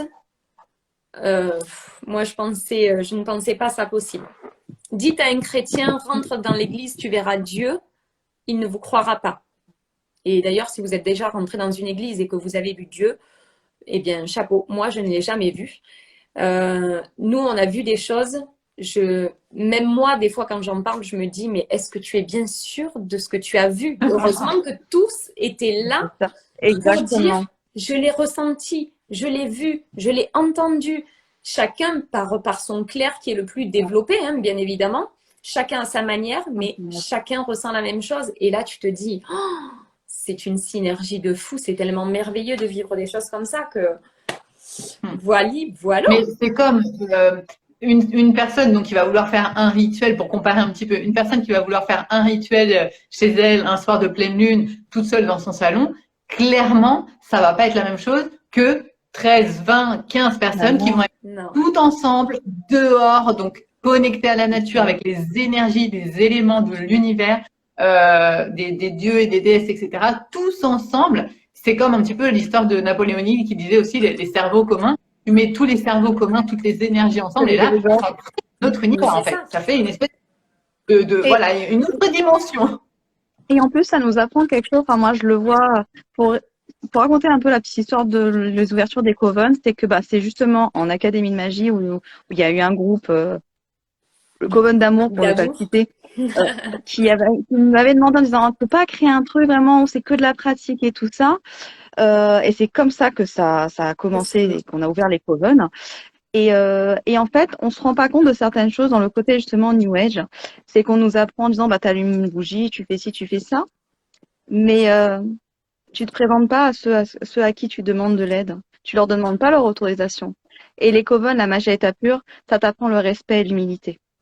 Ou justement, ok. Alors que nous, on est les premiers en tant qu'être humain. Si je te dis, tiens, Cindy, tu fais ça sans te demander, tu vas me dire, mais elle est sérieuse, elle, pour qui elle se prend?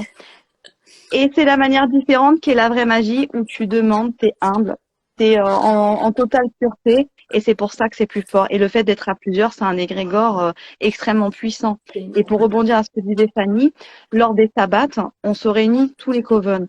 Donc ça crée un égrégore encore plus puissant, et c'est là où elle, comme moi, on a été bousculés par ce qui s'est passé malgré nos pratiques. Donc nous, on se nourrit aussi. Hein.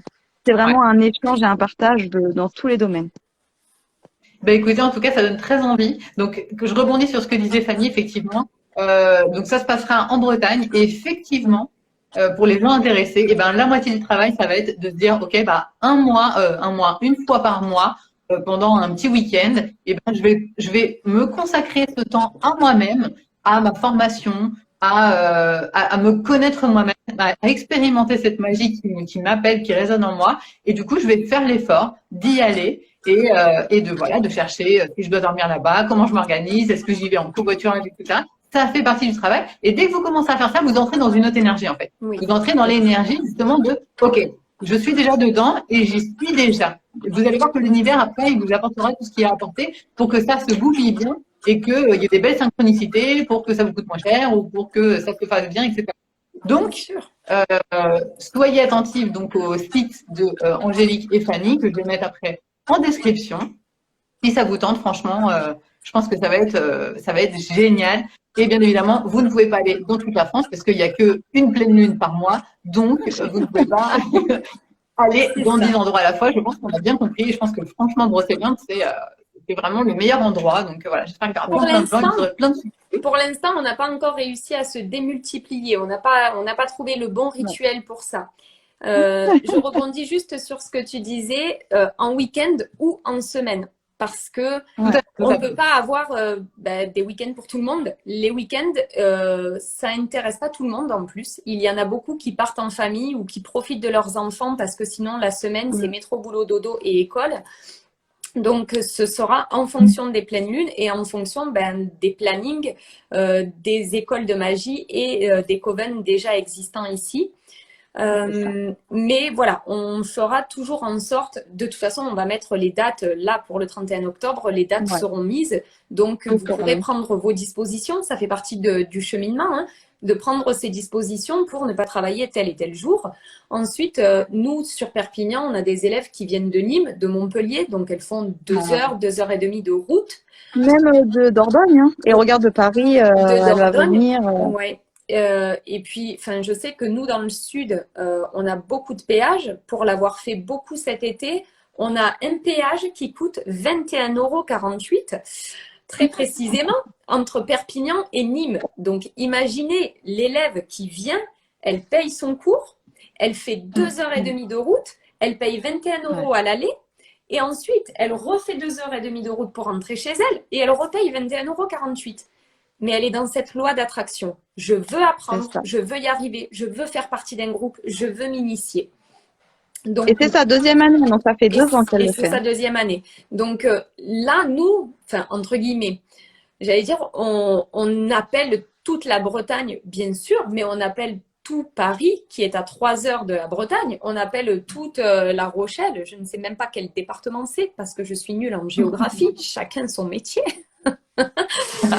Mais on appelle tout le monde à faire l'effort de se déplacer parce que on est persuadé que ça vaut le coup, parce qu'on sait ce que l'on va vous donner et on sait qu'on va donner avec le cœur. Donc bien évidemment que quand on dit que le cours dure 4 heures, s'il doit en durer 4 et demi, ce sera 4 et demi. Ce sera pas 5, ça c'est pas possible parce qu'après il y a le coven qui ouvre. Mais voilà, pour vous donner une idée, parfois, les congrégations sont censées être de 19 h à 23 h. Des fois, on part à 1 h du matin. Hein. Voilà. Après, c'est vrai que ça demande une organisation. Je le dis parce qu'il faut le savoir, parce que pour certains, le lendemain, il faut se lever, il faut aller au boulot. Ah, merci Lorraine. Oui, c'est la Charente-Maritime, La Rochelle. Oui, mais toi, tu y habites. Donc, je ne connais pas non plus. Donc, c'est normal que tu saches. Mais voilà, il faut savoir que c'est réellement un investissement. Tant personnel que financier, que organisationnel, parce que quand tu finis tard, oui, si le lendemain il faut te lever pour aller bosser, il faudra continuer à faire l'effort d'aller bosser, bien sûr, puisque toi non plus, petite âme éveillée, tu ne vis pas d'amour et d'eau fraîche, mais voilà, on est tellement contente de ce que l'on vous propose et encore une fois, oui, on ne peut pas se déporter partout, on peut pas. On avait pensé à faire, pour être tout à fait honnête, une journée sur Brocéliande, une journée sur La Rochelle, revenir chez nous 2 jours, histoire de voir nos familles, de nous reposer, parce que c'est énergivore aussi, et de faire une journée sur Lyon, une journée sur Marseille. Mais il y a un moment où, pour le moment en tout cas, on a l'impression qu'on privilégierait la quantité sur la qualité. Parce que tu ne peux pas faire un coven de qualité, tu ne peux pas faire des ateliers de qualité, y mettre tout ton cœur, toute ton attention si tu es crevé parce que c'est la 4e fois dans la semaine que tu fais le même cours. Donc voilà, pour l'instant, on se dit qu'on reste sur la Bretagne parce que c'est aussi la terre des sorcières. Et pour répondre à la question que j'ai vue passer de Sandrine, effectivement, tu peux t'inscrire sur les 2 jours, faire un jour la magie d'Angélique, le soir t'inscrire en congrégation et le lendemain faire le cours de tarot et puis rentrer chez toi, bien évidemment. Après, on est bien d'accord que si on descend un lundi et un mardi, le lundi et le mardi, ce seront les mêmes cours pour moi, les mêmes cours pour Angélique. Hein. On est bien d'accord. Ce n'est pas, on ne vous propose pas des comment on avait appelé ça, des week-ends, des week-ends, hein, des week-ends. Ce n'est pas une formation sur 2 jours, c'est une formation sur 1 jour, mais on fera 2 groupes. C'est un jour de formation par mois en fait. Voilà. Un jour de formation plus un coven, c'est ça? Et Voilà. un coven, exactement. Ok, d'accord. Bon, ben, je pense que c'est clair, vous avez bien expliqué. De toute façon, je pense que vous mettrez ça sur votre site internet et que ce Oui, sera très bien expliqué. Donc, je pense qu'on a fait à peu près le tour de tout ce que l'on voulait dire. Bon, on pourrait être là des heures, hein, ça c'est une certitude. Ouais. On pourrait parler de magie pendant des heures. Mais je pense qu'on a quand même pas mal fait le tour un petit peu de la sorcellerie. Donc, franchement, merci les filles d'avoir été sur ce live. Est-ce que vous avez un mot de la fin, quelque chose que vous souhaitez ajouter? Soyez dans le partage, dans l'amour et dans la lumière. Je crois que notre terre en a bien besoin. Et notre terre, c'est pas seulement les humains, c'est la nature, ce sont les animaux, c'est le respect de tout le vivant. c'est ça. Magnifique. Moi, je finirais en disant, ben, toujours, hein, faites-vous confiance. Souvent, moi, c'est ce que je vois avec le recul des personnes que j'ai accompagnées. On se sent, la chose la plus commune, c'est qu'on se sent à part. On se sent différent, on comprend pas, on n'a pas de réponse. Donc, de se faire confiance, de dire que bah, c'est pas parce qu'on se sent à part ou différent que c'est moins bien. Cultivez la différence, cultivez votre différence, c'est comme ça qu'on est authentique. Et faites-vous confiance un maximum. Vous verrez que à partir du moment, même quand on le disait tout à l'heure, quand on fait l'effort on envoie une information, une commande qu'on appelle en ésotérisme à l'univers, et c'est là où la loi d'attraction rentre en ligne de compte. Du coup, on nous renvoie ce que l'on vibre. Donc, faites-vous confiance, soyez humble et avec le respect. Je pense que c'est l'éthique la plus absolue à avoir et à respecter. Bon, et ben, franchement, merci pour ces beaux messages de la fin et merci à tous ceux qui sont en train d'envoyer des petits commentaires, des petits cœurs. C'était un super moment qu'on a passé ensemble. Et dans la description, je vais vous mettre les pseudos, les comptes, les sites internet pour que vous puissiez aller checker les comptes des filles. Je vous remercie infiniment pour votre temps et votre énergie et votre attention. Et merci je vous à souhaite toi de nous vraiment, avoir reçus. Merci je vous beaucoup. souhaite beaucoup de succès avec cette école de magie, avec ces covens, ces congrégations. Et Voilà, nous, on on aura te peut-être souhaite l'occasion d'en beaucoup de reparler une fois succès. que vous aurez commencé. En retour, on te souhaite aussi beaucoup de succès avec tes bouquins qui vraiment en valent la peine aussi. Merci de nous avoir Merci reçus. infiniment. Ouais, merci Merci beaucoup. à tous. Bonne fin de week-end et à bientôt. On vous fait des gros bisous et on vous aime. Bisous à tout le monde. Bisous.